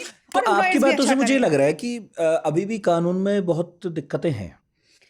कानून देखिए, इम्प्रूवमेंट हमेशा हुई है, और अभी 21 नवंबर 25 जो लॉ आए हैं वो एक बड़ा अच्छा मिडिल पाथ लेके आए हैं, लेकिन फर्दर स्कोप फॉर इम्प्रूवमेंट भी है।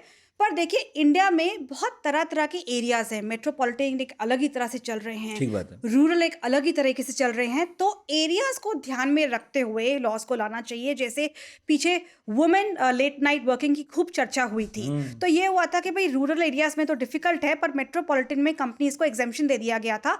अब नए कोर्ट्स के बाद वुमेन को हजार्डस प्रोसीजर्स में भी काम करना अलाउड है, लेट नाइट भी अलाउड है, subject to giving safe transportation and working conditions. तो again one size does not fit all. Problems तो अभी भी हैं, एम्प्लॉयर्स को भी फेस करनी पड़ती हैं, एम्प्लॉयज़ को भी फेस करनी पड़ती हैं। कानून में खूब डेवलपमेंट हुआ है, मैं सरकार से खुश हूँ इस बारे में ये देखकर कि सरकार ने लेबर लॉज की तरफ ध्यान दिया और डेवलप किया है। और आई एम श्योर जब इस बारे में और बातें होंगी तो इकोनॉमिक्स को, मेन एम कंट्री का इकोनॉमिक्स, एम्प्लॉयज़ भी ग्रो करें, एम्प्लॉयर्स भी ग्रो करें, remotest parts of the country तक खूब पैसा जाए, सब लोग ग्रो करें और इस तरह से कानून और डेवलप हों। शुरुआत तो हुई कम से कम। वो है, अभी लेकिन क्या जैसे कोई अपने यहाँ भर्ती कर रहा है, हायरिंग कर रहा है, तो उसमें क्या उसके ऊपर कुछ मैंडेटरी है कि इतनी परसेंट महिलाएं भी होनी चाहिए, इतने परसेंट आप ट्रांसजेंडर्स होने चाहिए, LGBTQ+ लोगों को भी आपको रखना चाहिए क्योंकि वो आपके समाज का हिस्सा है, बड़ी वर्कफोर्स है। इसके ऊपर भी लॉ है, अभी OH कोर्ट में तो आया ही है, लेकिन पहले भी इक्वल रेम्युनरेशन एक्ट, अगर मैं साल ठीक ध्यान कर रही हूँ तो शायद 1976 का है, जिसका मतलब तो समझ में आता है कि इक्वल रेम्युनरेशन का मतलब है कि मेल और वुमेन को आप सेम दोगे, लेकिन अगर आप लॉ को डीप में पढ़ोगे तो उसमें लिखा यही है कि अगर वर्क सेम तरीके का है और मेल भी कर सकता है और वुमेन भी कर सकती है, तो आप कोई डिस्क्रिमिनेशन नहीं करोगे कि आपने सिर्फ मेल रखे या आपने सिर्फ वुमेन रख ली। ये अलग बात है, एज ऑलवेज, कि लॉ तो है पर अवेयरनेस एग्जीक्यूशन कितना। और अगर हम पिछले 50 साल का कंपनीज का चिट्ठा खोल लेंगे तो उन्होंने सेम काम के लिए सिर्फ वुमेन को क्यों रखा या सिर्फ मेल को क्यों रखा, तो लॉ कहता है। और अभी जो OH कोड आया है उसमें तो और भी गहराई से बोला गया है कि बिल्कुल वुमेन को इक्वल अपॉर्चुनिटी मिलेगी। और OH कोड ने एक अच्छी चीज और करी है कि जो वुमेन है वो लेट नाइट तक भी कई एरियाज में, मोस्टली एरियाज में, ऑफकोर्स जो बहुत डेंजरस एरियाज है वहां तो नहीं, और हजार्डस प्रोसीजर्स में भी काम कर सकती है, subject to safe working conditions, जो अभी तक कई जगहों पे अलाउड नहीं था। मतलब सूरज छिपने के बाद उन्हें आप कैब दीजिए, वो भी एक कानून है। वो कई है। बार जब कुछ घटनाएं घटी तो अचानक से सरकार जागी, उन्हें होश आया कि अच्छा ये भी तो है, ये रह गया था हमसे, तो उसमें कैब देने का प्रावधान है कि सनसेट होने के बाद कैब दीजिए। फिर ये भी है कि उसके साथ कोई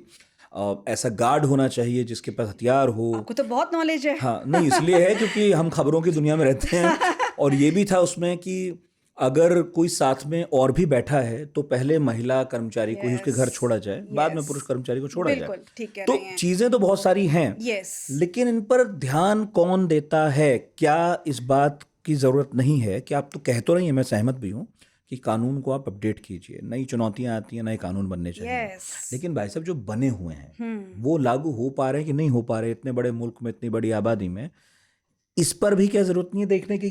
कौन होगा देखने के लिए? इसीलिए मैंने शो की शुरुआत में कहा रूरल एरियाज के लिए स्पेशली मेरा सजेशन है कि इस तरह से प्रोविजंस लॉज तो हैं, पर उनकी अवेयरनेस और इम्प्लीमेंटेशन के लिए कंपनीज को बोलना चाहिए कि अपने पोर्टल्स के ऊपर आप सारे डाटा को ट्रांसपेरेंट तरीके से, ये मैंने बात पहले भी कई बारी बोली है, अपलोड करो।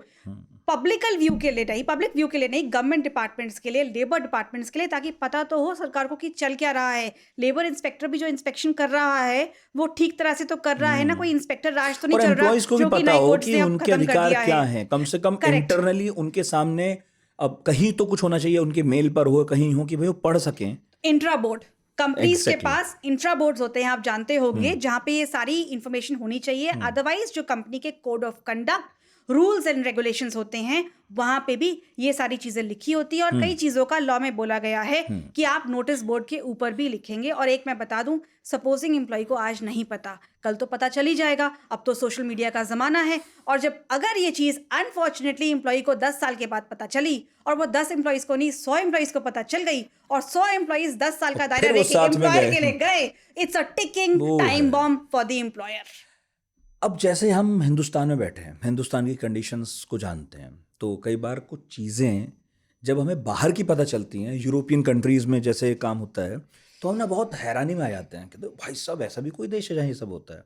उसमें दो एक चीज़ें हैं, जैसे एक तो ये कि मैंने जर्मनी के बारे में शायद पढ़ा था अब ठीक था नहीं वो आप बताइएगा, कि अगर आपके काम के घंटे खत्म हो गए और आपको फिर कोई मेल या फोन आया, जो अब हिंदुस्तान में बात होने लगी है, लेकिन वहाँ किसी को आया भी था, तो उसने अगले दिन जाके मुकदमा कर दिया और कंपनी बंद ही हो गई, क्योंकि उसने मुकदमा लड़ा लेकिन वो स्टैंड नहीं कर पाई और बंद हो गई।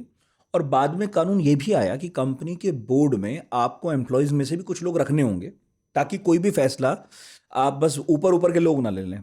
तो एक तो ये बात से हैरानी हुई। दूसरा, एक डॉक्यूमेंट्री है, माइकल मूर नाम के डॉक्यूमेंट्री मेकर हैं, मैं उस डॉक्यूमेंट्री का बहुत जिक्र करता हूँ, वे टू इन्वेड नेक्स्ट। उसमें एक यूरोपियन कंट्री का जिक्र था, मैं नाम भूल गया, जहाँ को पता 13 महीने की तनख्वाह मिलती है। Very interesting. और जब उसमें बताया गया तो ये बताया गया कि ये एक तरीका है, 13वें महीने तनख्वाह इसलिए दी जाती है क्योंकि माना जाता है कि 12 महीने जो आपको तनख्वाहें मिलती हैं, हर महीने मिलती है, वो तो आप बिल पे कर रहे हो ना, बिजली का पे कर रहे हो, खाने का पे कर रहे हो, आने जाने का पे कर रहे हो। लेकिन जो आपको छुट्टी मिली, अब आपको घूमने जाना है, तो वो पैसा कहाँ से आएगा? तो वो 13वें महीने की तनख्वाह इसलिए दी जाती है कि आप मजे करो या सेविंग करो। अब मैं आपको इंडिया के लॉ के बारे में बताती हूँ। इंडिया भी किसी से पीछे नहीं है। अच्छा, जो कानून में? एम्प्लॉइज यस, इंडिया में भी जो एम्प्लॉइज की सैलरी 21,000 रुपए तक है, उनको भी साल में एक बार 21,000 रुपए तक का, उनको भी साल में एक बार बोनस मिलता है, जिसके लिए आप एलोकेबल सरप्लस कैलकुलेट करते हैं और 8.33% मिनिमम बोनस और 20% मैक्सिमम बोनस तक आपको एम्प्लॉइज को देना पड़ता है। तो एम्प्लॉय को भी बेसिकली साल भर के अलावा 21,000 रुपए तक बोनस भी मिलता है, which is also statutory provision under the law. अब जो कि आपने बात करी, जो कि फ्रांस का बेसिकली एग्जांपल है, कि आप काम के बाद उनको फोन नहीं कर सकते, जो कि इंडिया में, जर्मनी का भी एक्चुअली फेयर पॉइंट, जर्मनी का भी बिल्कुल है। तो अब मैं इस पे बोलना चाहूंगी, देखिए पहले मैं डॉक्टर और वकीलों के एग्जाम्पल से शुरू करती हूँ, फिर मैं एम्प्लॉइज के ऊपर आती हूँ।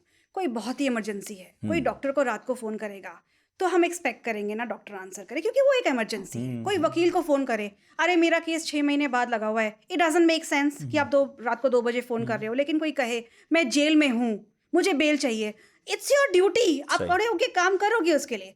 Similar is the position of an employ. कोई डेडलाइन है क्लाइंट की, यूएस क्लाइंट से आप बिजनेस लिए बैठे हो, आपको पैसे भी कमाना है, कंपनी को भी ग्रो करना है, कंट्री का भी काम है, तो ठीक है कभी कभी। लेकिन आप इसको रोज की हैबिट बना लो, काम नहीं है ऐसे ही बस एम्प्लॉय को आपको स्लेव की तरह ट्रीट करना है, तब करो। कोई डेडलाइन नहीं है तो करना है। या कोई मेल फीमेल को फोन कर रहा है, मैं मेल के फीमेल को फोन करने को गलत नहीं मानती, पर अगर वो हैरासमेंट की इंटेंशन से तो वो गलत है।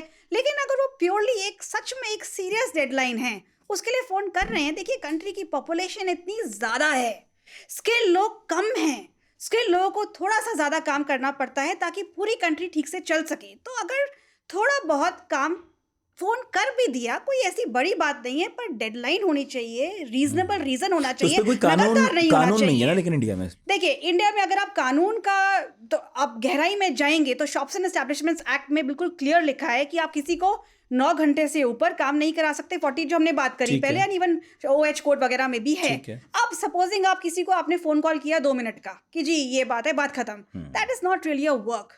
लेकिन आपने किसी को फोन कॉल किया और 1 घंटे तक बात ही करते रहे, मैं अपना लैपटॉप खोल रहा हूँ, ऑन तो होने दो, पहले मेरे को ये मेल तो लिखने दो, अच्छा ये वर्ड बताओ, वो वर्ड बताओ, और 1 घंटा उसका ले लिया, तो वो तो एक कानून, वो तो एक काम ही हो गया ना। तो आप अगर इंटरप्रिटेशन करेंगे तो केस टू केस बेसिस पे। तो देखिए अगर जेन्युइन बात है, डेडलाइन घर चला गया तो मुझसे हेडलाइन में थम मत पूछा कर। तो अब ये बात है एम्प्लॉय को, जहाँ पे अगेन मैं कहूंगी एज ए मिडिल पाथ, देखिए जहाँ पे करोड़ों रुपए का सैलरी पैकेज है, अच्छे लाखों रुपए का है, वहाँ डेडलाइंस है, और एम्प्लॉय को भी पता है कि एम्प्लॉयर एकदम ब्लैक व्हाइट नहीं कर सकते। एक बात एम्प्लॉय को भी सोचने की है, और एम्प्लॉयर को भी, एम्प्लॉय को ये सोचने की भाई अगर अब तुम नहीं करोगे तो कोई और कर लेगा, और लोग, और एम्प्लॉयर को भी सोचने की है अगर तुम उससे ज्यादा काम कराओगे तो एक अच्छा स्किल्ड पर्सन जिसको आपका काम पता है तो मुझे और अट्रिशन तो कितना ज्यादा चल रहा है कंट्री में, वो चला जाएगा, फिर नया आएगा, आपको फिर से उसको काम सिखाना पड़ेगा पूरा। सो दोनों को सोचने की बातें हैं, बट अनरीजनेबल नहीं होना चाहिए, और आज के जमाने में तो बिल्कुल नहीं होना चाहिए। सही है। कुछ शिकायतें ये भी हैं कि जो MNCs होती हैं, जिनके हेडक्वार्टर्स अमेरिका में हैं, यूरोप में हैं, वहाँ तो वो बहुत सख्ती से हर बात मानती हैं, जो भी कानून बना है। लेकिन इंडिया में आने के बाद वो जिन कानूनों के तहत चलना चाहते हैं, वो दरअसल इंडियन कानूनों के तहत चलना चाहते हैं, क्योंकि आमतौर पर, अब वो तो बारीकी से पढ़ते होंगे, मैंने तो नहीं पढ़ा, लेकिन आमतौर पर ये माना जाता है कि भारत में जो कानून बने हुए हैं वो कंपनियों के प्रति ज़्यादा उदार हैं। जबकि यूरोप या यूएस में कानून एम्प्लॉयज़ के प्रति ज़्यादा उदार है। तो बहुत सारे एमएनसीज ऐसे हैं जो इंडिया में आने के बाद ये चाहते हैं कि हम उन कानूनों से ना चलें जो वो अपने देशों में मानने को बाध्य हैं। ये बात ठीक है? आपके संज्ञान में आई? आप ये कहना चाहते हैं कि जो अमेरिकन कंपनीज है या जो यूके की कंपनीज है वो इंडिया में आ गई, वो चाहते हैं कि वो इंडियन कानून से करें, उनके इंडियन एम्प्लॉयज़ को वो इंडियन कानूनों के तहत ही ट्रीट करें। वो उनको करना ही पड़ेगा, ये बाध्यता है, वो उनकी चॉइस नहीं है। हाँ, ये मैं पूछ क्योंकि रहा हूँ। They are within the jurisdiction of the India. आप ऐसा नहीं कहेंगे कि यहाँ पे तो ग्रेचुटी लास्ट ऑन सैलरी का 50% है और वहाँ पे 10% है, तो मैं वहाँ का 10% दूंगा। अगर आप इंडिया की जुरिस्डिक्शन में हैं, इंडियन एम्प्लॉय की सर्विसेज ले रहे हैं, वो इंडिया में बैठ के काम कर रहा है, तो आप उसको इंडिया के लॉ से ही गवर्न करेंगे। लॉ ऑफ द लैंड के हिसाब से चलेंगे। बिल्कुल। पर मैं आपको एक इंटरेस्टिंग कंसेप्ट बताना चाहूंगी जो कि प्रोविडेंट फंड में है और बहुत लोगों को नहीं पता होता है। Expats, international workers provident fund. जैसे एक इंडियन वर्कर की जो सैलरी होती है 15,000 के बियॉन्ड हो और वो फ्रेश एंट्रेंट हो, पुराना नहीं, पुराने में तो once a member is always a member, fresh entrant हो तो आपको जरूरी नहीं है कि 15,000 के ऊपर आप एम्प्लॉइज को पीएफ में कवर करें। लेकिन इंटरनेशनल वर्कर्स का कंसेप्ट इंडिया में 2008 में आया था, आई थिंक अक्टूबर 2008 समटाइम, जिसमें था कि लाखों करोड़ों की भी सैलरी है तो भी उसके ऊपर आप पीएफ काटोगे unless you have a totalization agreement with the country he is coming from. जैसे जापान के साथ है, फ्रांस के साथ है, डच के साथ है, कई सारी कंट्रीज के साथ है। आप लॉ ऑफ द लैंड से गवर्न होगे, कुछ प्रोविजंस को देखते हुए, जैसे कि प्रोविडेंट फंड के प्रोविजंस हैं, वहां पे आप लोग टोटलाइजेशन अग्रीमेंट है कि नहीं है उनको देखते हुए कानून का पालन करोगे। पर इंडिया के में आपकी इस्टेब्लिशमेंट है, इंडिया में काम कर रहा है, तो इंडिया के हिसाब से ही आपको चलना पड़ेगा। ऐसा नहीं है कि फिर तो बड़ा अच्छा है कि हम अमेरिकन यहाँ पे कंपनी खोल ले, इंडस्ट्रियल डिस्प्यूट को फॉलो नहीं करना और एट विल पे लोगों को निकालते रहे, ऐसे नहीं होगा। यस, मुझे याद आता है 15-16 साल पहले जब मैं इंटर्नशिप पे आया था एक जगह, तो मेरे साथ एक मेरा दोस्त था। तो थोड़ी देर बाद जब हम खड़े थे ऑफिस में, तो उसने कहा कि यार पानी पीने चलते हैं। मैं चला गया साथ में। तो जब हम पेंट्री में पहुँचे तो उसने पानी भरते हुए देखा कि बहुत सारे वहाँ पर वो ग्लासेस पड़े हैं जो लोगों ने इस्तेमाल करके फेंके होंगे। तो उसने कैलकुलेशन लगाया और कहा कि यार ऑफिस चलाने में बहुत खर्चा होता है। मैंने कैसे आइडिया लगाया कि जब लोग इतने का पानी, इतने की चाय पी जाते हैं तो वाकई बहुत खर्चा होता होगा भाई। तो उस वक्त हमारे दिमाग में एक सवाल आया कि क्या ये किसी कंपनी का अधिकार है, मजबूरी है, क्या है कि वो अपने एम्प्लॉयज़ को कॉफ़ी, चाय और टॉयलेट वगैरह, तो ऑब्वियसली ये उस तरह की चीज़ें जो आपको करनी पड़ेंगी, पेट्रोल पंप तक पर भी आपको खोलना बाध्यता है। लेकिन ये जो चाय पानी वाला होता है, कई बार कई लोग मुफ्त खाना भी देते हैं अपने एम्प्लॉयज़ को, टोकन्स देते हैं, ये क्या है? कोई बाध्यता है, मर्जी है, ये किसके तहत आता है? इसमें मैं आपको बहुत इंटरेस्टिंग चीज़ें बताती हूँ। पहले तो मैं आपको बताती हूँ जो कानून है वो टॉयलेट्स और वाटर फैसिलिटीज, क्लीनिनेस और कई जगहों पे क्रेचेस और canteen, stipulated number of workers हो तो मैंडेटरी बोलता है। आपको ये जान के बड़ी हैरानगी होगी कि चाय को लेकर भी केसेस चल चुके हैं और मैं खुद ऐसा केस कर चुकी हूँ।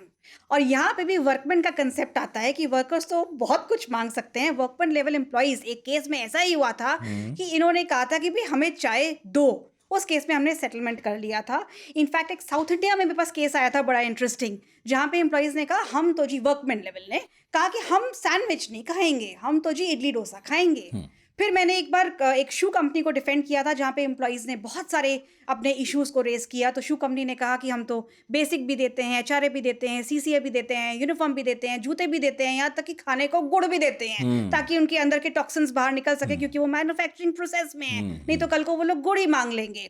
तो ऐसी चीजें वर्कमैन लेवल एम्प्लॉइज लीगली मान सकते हैं। इसका लॉ में एक वर्ड है जिसको कहते हैं जनरल डिमांड।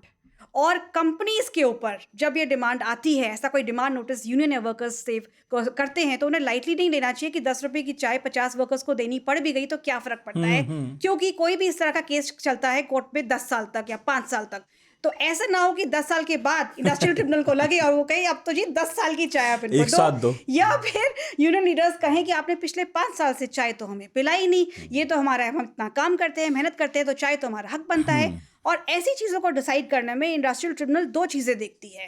पहला, इंडस्ट्री कम रीजन, कि आपकी जो कंपेरेबल कंसर्न्स हैं, जो आपके जितना स्ट्रेंथ ऑफ एम्प्लॉइज रखती हैं, प्रॉफिट्स रखती हैं, ज्योग्राफिकल प्रॉक्सिमिटी में है, उनकी स्ट्रेंथ आपकी तरह है, वो क्या सुविधाएं वो दे खुद रही हैं। वो क्या करते हैं? अगर वो दे रही हैं तो आप भी तो दो। आपको भी देने को बोल सकते। लेकिन second point is the bigger point, it's more important point, paying capacity of the establishment. कि क्या ऐसा तो नहीं एक ऐसी लायबिलिटी डाल देंगे कि मैनेजमेंट को बहुत भारी पड़ेगी और वो नहीं डालनी चाहिए। तो ये तो हो गया आपके वर्कमैन लेवल के लिए। मैनेजर लेवल के लिए ऐसे कोई राइट्स नहीं है। मैं सजेस्ट करती हूँ, कर्टसी है, चाय पानी तो डेफिनेटली प्रॉपर होना ही चाहिए और इससे एम्प्लॉइज अच्छे से काम करेंगे, स्पेशली मिड लेवल एंड बड़ी ऑर्गेनाइजेशंस में। बेचारे मैनेजर। हाँ, मैनेजर्स अगर ज़्यादा आवाज़ उठाते हैं तो उन्हें टर्मिनेट भी किया जा सकता है वो और वही आसान भी चीज़ है। को लेकिन आप यहाँ पे एक चीज़ ज़रूर बताना ज़रूरी है, किसी को मैनेजर बोलने से अब ऐसा ना हो कि हमारी बातें सुनने के बाद कल को सारी ही एम्प्लॉइज़ को प्रमोशन मिल जाए, वो मैनेजर बन जाएं। मैनेजर डेजिग्नेशन से कोई फ़र्क नहीं पड़ता, सैलरी से भी कोई फ़र्क नहीं पड़ता, आपकी जो नेचर ऑफ ड्यूटीज़ क्या हैं उससे फ़र्क उससे पड़ता तय है। होता है कि आप मैनेजर थे भी या नहीं। एक मैंने बहुत इंटरेस्टिंग केस किया था। नॉर्मली पहले बोला जाता था कि जो पायलट्स हैं वो तो एक मैकेनिकल वर्क कर रहे हैं तो वो तो वर्कमैन हुए। लेकिन मैंने केस किया था जेटलाइट की तरफ से और उसमें बोला गया कि भाई हर एक पायलट वर्कमैन नहीं है, कोई बहुत सीनियर पायलट है, उनका फैकल्टी ऑफ माइंड इन्वॉल्व है एंड वो एयर होस्टेसेस को या क्रू मेंबर्स को सुपरवाइज कर रहे हैं नहीं कर रहे हैं, तो ये देखने की बात है। और मैं जहाँ तक if my knowledge goes correct, एक पार्लियामेंट में बिल भी टेबल्ड हुआ था कि भाई पार्लियामेंट को आप पायलट्स को आप नॉन वर्कमैन बोलो। सो इन नटशेल आपकी जो नेचर ऑफ ड्यूटीज़ है, जैसे एक सोनीपत शुगर मिल्स की जजमेंट है 2005 की सुप्रीम कोर्ट की, जिसमें बोला गया कि एक लीगल असिस्टेंट है, वो एक clerical mechanical technical operational work नहीं कर रहा है, उसकी फैकल्टी ऑफ माइंड इन्वॉल्व है। एक मैंने केस किया था डॉक्टर एक हॉस्पिटल के लिए किया था, डॉक्टर अशरफ आई चैरिटेबल हॉस्पिटल के लिए, जिसमें बोला गया था कि जो डॉक्टर्स हैं वहाँ पे एक फैकल्टी ऑफ माइंड इन्वॉल्व है, वहाँ पे वो एक प्रोफेशनल वर्क कर रहे हैं, तो वो वर्कर्स नहीं होंगे। तो वर्कमैन जो है आपकी नेचर ऑफ ड्यूटी से डिफाइन होता है, आपकी डेजिग्नेशन से और आपके सैलरी से डिफाइन नहीं होता है। ओके। अब कुछ सवाल मानव ने जो है मैनेजरों के हिसाब से लिखे कि इसमें आप ज़रूर पूछिएगा, तो वो मैं 2-3 सवाल पूछ लूँ। प्रोड्यूसर है मानव हमारे। उन्होंने पूछा कि भाई जैसे मैनेजर और एम्प्लॉय कॉन्फ्लिक्ट बहुत चर्चा में रहता है, इस पर बहुत सारे लोग इंस्टाग्राम पे रील बनाते हैं, बहुत सारे अब तो मतलब फिल्में बनती हैं, क्या क्या होता है। तो उसमें अक्सर यही होता है कि भाई कंपनी के मालिक सीधा आके तो आदेश देते नहीं है, राइट। उसमें मैनेजर होते हैं बीच में, Right. जो आपकी बातों से भी लगा कि ऑब्वियसली मैनेजर से काम कराया जा रहा है कि आप करवाइए काम एम्प्लॉयज से। तो ये कॉन्फ्लिक्ट इनके बीच में बहुत ज़्यादा देखे जाते हैं। दोनों ही एम्प्लॉय हैं हालांकि, लेकिन इनके बीच में कॉन्फ्लिक्ट सबसे ज़्यादा है। तो इसमें किस किस तरह के अधिकार हैं मैनेजर के विरुद्ध उसके नीचे काम करने वाले? जैसे एक सवाल इसमें यह है कि मैनेजर जो है आपका सहयोग नहीं कर रहा है, मतलब आपको काम दिया लेकिन उसमें मार्गदर्शन नहीं दे रहा है, अप्रूवल्स नहीं दे रहा है, काम लटक गया है और इससे उस एम्प्लॉय के परफॉर्मेंस पे फर्क पड़ रहा है क्योंकि उसका तो डेडलाइन है, वो पूरा नहीं हो पा रहा है। तो कई बार कॉन्फ्लिक्ट होता है कि जी मैनेजर जो है, जो बॉस है, वो ओके नहीं कर रहा है। तो इसमें उसके अधिकार क्या है? ये एक ऐसी सिचुएशन है जिसमें वो कहाँ जाके एक्सप्लेन करे, किसको बताए, और जब आखिर में काम का मूल्यांकन होगा तो यही आएगा कि भाई आपने काम किया नहीं है। इसमें मैं पहले विजडम की बात करूंगी और फिर लॉ की। विजडम की बात देखिए, मेरे 22 साल के एक्सपीरियंस ने मुझे ये सिखाया है। जब मैं भी यंगर थी तो मैं भी सोचती थी ये चीज़ ठीक नहीं है, वो चीज़ ठीक नहीं है, ऐसा होना चाहिए, वैसा होना चाहिए। बट अब टाइम के साथ विजडम ये कहता है कि जो भी सिचुएशन है, 5 उंगलियां बराबर नहीं है। अपना अच्छे से काम करो और अपना आगे बढ़ो। आपको हर तरह के लोग हर जगह मिलेंगे, you can't change the world. आपको जो भी प्रैक्टिकल तरीके से आप आउटपुट दे सको उस चीज़ को सहते हुए दो। आपको नहीं सूट कर रहा, क्विट करो और आगे चलो। अब मैं लॉ की बात करूंगी क्योंकि इसके ऊपर भी जजमेंट्स हैं जो कहती हैं कि जो आपकी अपॉइंटिंग अथॉरिटी है वो ही आपकी disciplinary authority, specially dismissal authority हो सकती है। तो कभी भी आपको मैनेजर बहुत अनरीजनेबल तरीके से तंग कर रखा है, ये ध्यान रखिएगा, आपको मैनेजर डिसमिस नहीं कर सकता अगर उसने आपको अपॉइंटमेंट लेटर नहीं दिया है। तो नॉर्मली जो अपॉइंटमेंट है वो सीईओ, सीएमडी, एमडी या डायरेक्टर, बहुत सीनियर लेवल से आते हैं, या एचआर हेड से आते हैं, वो लोग बहुत सीनियर होते हैं। फिर आपको ये डरने की जरूरत नहीं है कि वो आपको टर्मिनेशन लेटर दे देगा, तो इसका इतना भी खौफ रखने की जरूरत नहीं है। दूसरी, आपको भी एज एन एम्प्लॉय सोचनी चाहिए कि मैनेजर के ऊपर भी अपने प्रेशर्स होंगे, तो इसलिए वो दे रहा होगा। पर अगर वो बिल्कुल ही पर देखिए, अब क्योंकि सास भी कभी बहू थी, वही, वो मैनेजर भी कभी मैनेजर एम्प्लॉय के- था, और नहीं, कभी मैनेजर एम्प्लॉय की भी था, वो भी मैनेजर है ना। समझता है, हाँ, मैनेजर के भी मैनेजर है, वही। करेक्ट, यू आर राइट, उनके भी मैनेजर के भी मैनेजर्स हैं, तो उनका भी प्रेशर, लेकिन फिर भी अगर वो बहुत ज्यादा अनएथिकल हो रहे हैं, तो कई बार कंपनीज में कंसेप्ट होता है ओम्बड्समैन कमिटीज का, जी। ओम्बड्समैन का, वहां पे ग्रीवेंस रिड्रेसल सिस्टम का, और अभी जो नए लेबर कोड्स आए हैं उसमें नेगोशिएटिंग काउंसिल और ग्रीवेंस रिड्रेसल मैकेनिज्म की बात करी गई है, वहां पे भी एम्प्लॉइज अपनी कंप्लेंट्स को रख सकते हैं। दूसरी बात, देखिए, मैनेजमेंट भी ऊपर समझदार बैठी है, एक मैनेजर के अगेंस्ट एक एम्प्लॉय कंप्लेन कर रहा है तो एक बात है, पर एक मैनेजर के अगेंस्ट कई सारे लोग होते हैं, दूसरा कर रहा है नहीं कर रहा है, तीसरा कर रहा है नहीं कर रहा है, फोर्थ कर, अगर 3-4 लोग कंप्लेंट कर रहे हैं तो कंपनी भी समझती है कि इसमें मैनेजर की ही गलती है।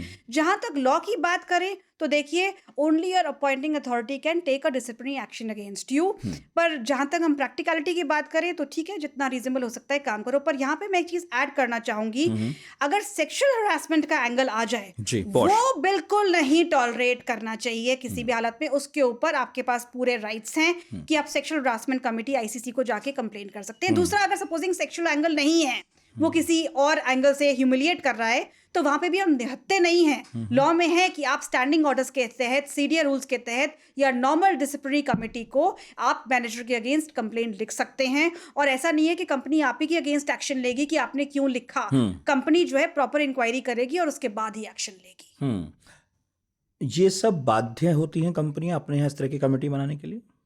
जो पॉश की कमेटी है वो पॉश तो तो है ही, डेफिनेटली, पॉश पॉश तो है। कमेटी तो एब्सोल्युटली मैंडेटरी बनेगी है। ही बनेगी। और 2013 में जो prevention of sexual harassment act आया था 2013 का, जिसे हम पॉश एक्ट कहते हैं, जी। वहां पे जब भी 10 या उससे ऊपर एम्प्लॉइज हैं तो mandatorily there has to be an internal complaint committee, पर वो सेक्सुअल नेचर ऑफ ऑफेंसेस को ही देखती है अगेंस्ट द फीमेल्स।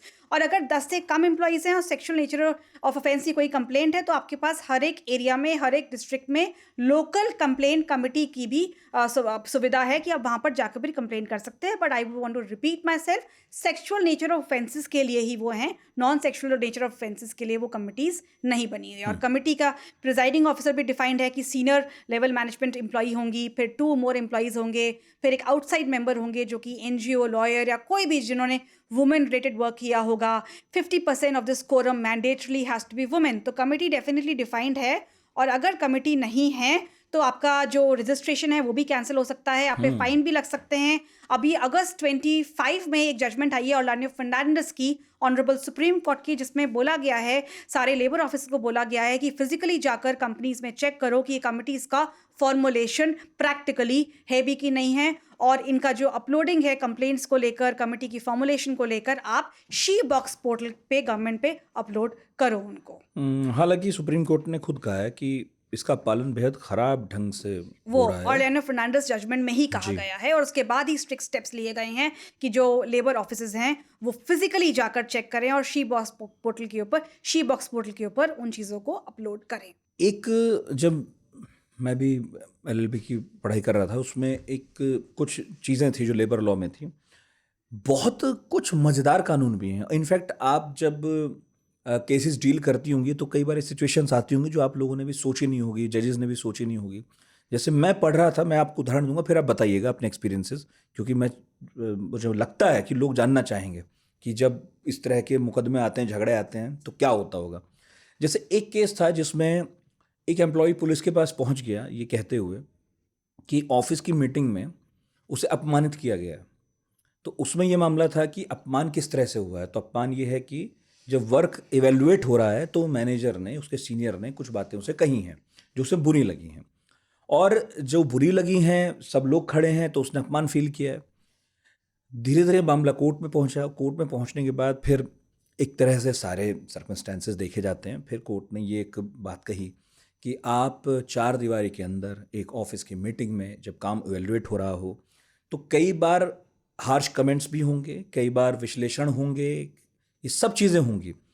उसमें आप इसे अपने सम्मान अपमान का मामला बना नहीं सकते हो, क्योंकि कोई भी अगर आपके काम के बारे में कोई टिप्पणी करेगा, और अब लहजा क्या था क्या नहीं था वो बहुत सब्जेक्टिव हो गया है। तो इस तरह से कई मामले आते होंगे जिनमें कभी भी किसी भी निष्कर्ष पर पहुंचना हमेशा मुश्किल होता होगा। पहले देखिए, इसमें तो वैसे पुलिस के पास आपको जाकर इतनी मेहनत करने की ज़रूरत नहीं थी।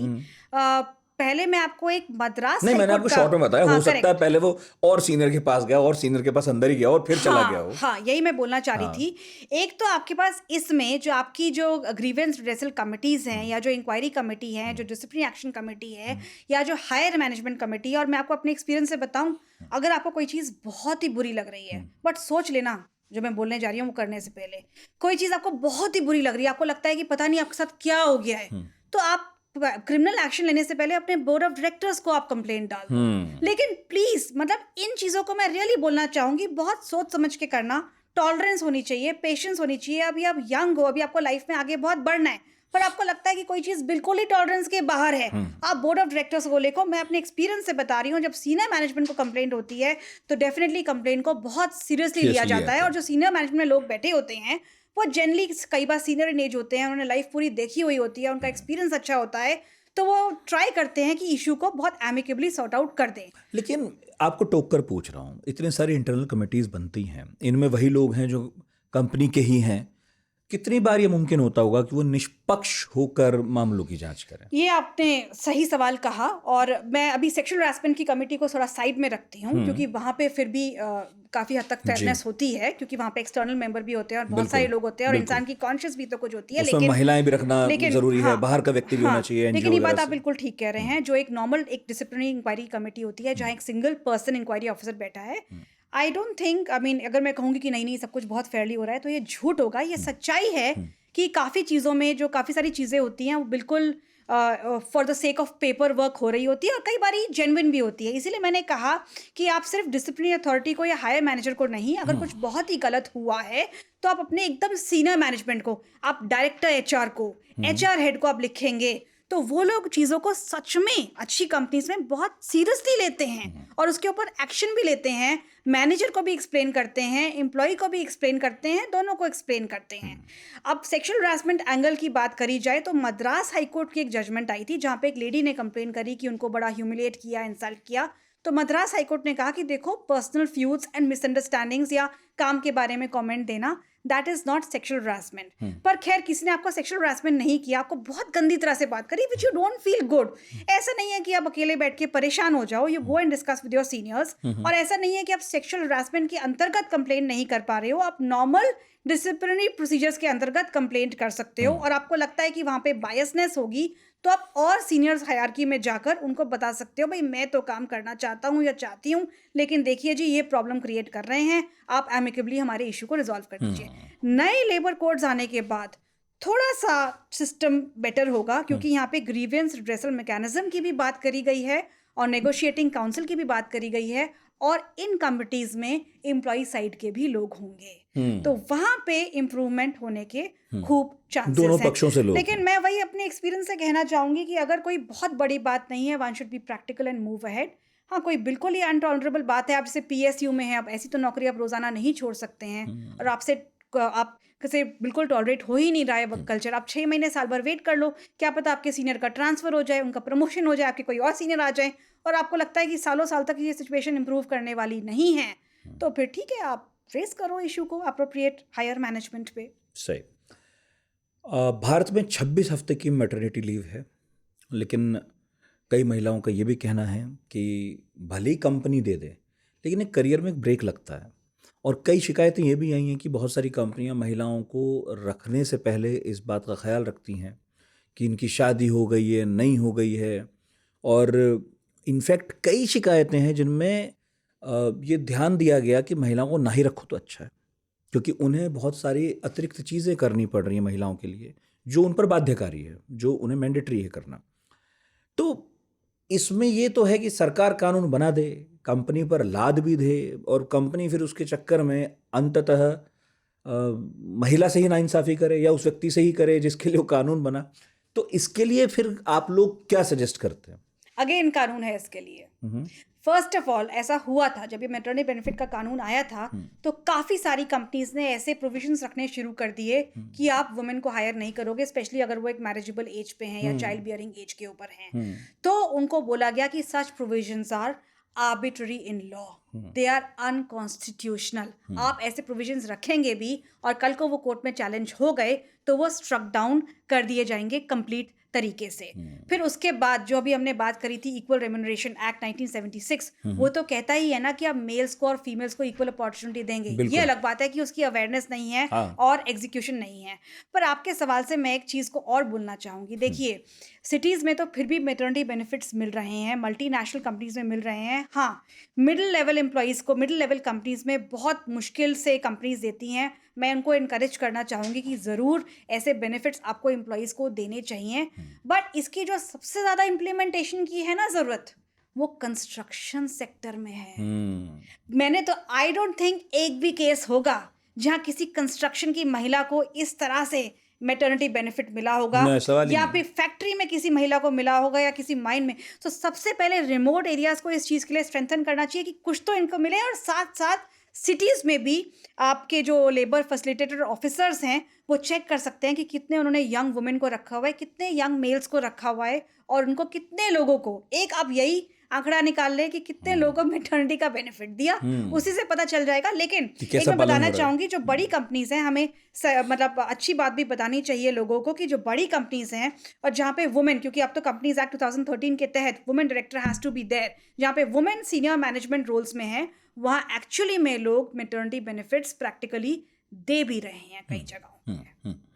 मेरा आखिरी सवाल, अगर किसी कर्मचारी को नौकरी की वजह से, अगर वो ये मानता है कि साहब मुझे डिप्रेशन है, एंजाइटी है, और यहाँ काम करने के चलते मुझे फिजिकली या मेंटली किसी तरह का कोई नुकसान उठाना पड़ा है, तो उसके पास क्या कानूनी अधिकार हैं? कोई मुआवजा मिलता है, किसी को सज़ा मिलती है, नहीं मिलती है? वो साबित कैसे करता है? देखिए, अभी तक तो डिप्रेशन और एंजाइटी को लेकर एम्प्लॉयमेंट लॉ में कोई कानून नहीं है। हाँ, ये बात है कि आपकी तबीयत बहुत ज़्यादा बिगड़ गई और काम के होते हुए, काम को करते हुए, काम की वजह से हुई है, और आप ये चीज़ दिखा सकते हैं, तो ज़रूर आप कॉम्पनसेशन मांग सकते हैं कंपनी से कि भाई ये आप ही के काम के कारण हुआ है, आपको कॉम्पनसेशन देना पड़ेगा। तो एक तो इसके लिए ये है। बाकी डिप्रेशन को लेते हुए और एंजाइटी को लेते हुए ऐसा कोई कानून नहीं है, और मैं समझती हूँ कि अगर ऐसा कोई कानून बन गया तो फिर देखिए, डिप्रेस और एंशियस तो आजकल हर एक अगला आदमी है। अगर कंपनी आपसे अनरीजनेबल तरीके से, मैं आपको यहाँ पे फिर से जो मैंने पहले बात कही वो दोहराना चाहूँगी, अगर तो कंपनी आपसे रीजनेबल काम करा रही है, जैसे कि 9 घंटे मैक्सिमम या 8 घंटे in a day, 48 hours in a week, और फिर आप कहो मैं डिप्रेस्ड हूँ और मैं एंशियस हूँ क्योंकि मुझसे ज़्यादा घंटे काम कराया, ये बात गलत होगी। लेकिन अगर कंपनी कानून का उल्लंघन कर रही है, आपसे 15 घंटे काम कराया, तो आपको किसी कॉम्पनसेशन सीख करने की जरूरत नहीं है। आप बोलो एक तो मेरा double the wages over time दो, और एक जो आपने ओवर टाइम के बियॉन्ड भी मुझसे काम कराया, आप मुझे ऑफ कोर्स एक्सेस कॉम्पनसेशन तो नहीं, तो आपका लाइसेंस कैंसिल होगा, वो तो आपका हक है।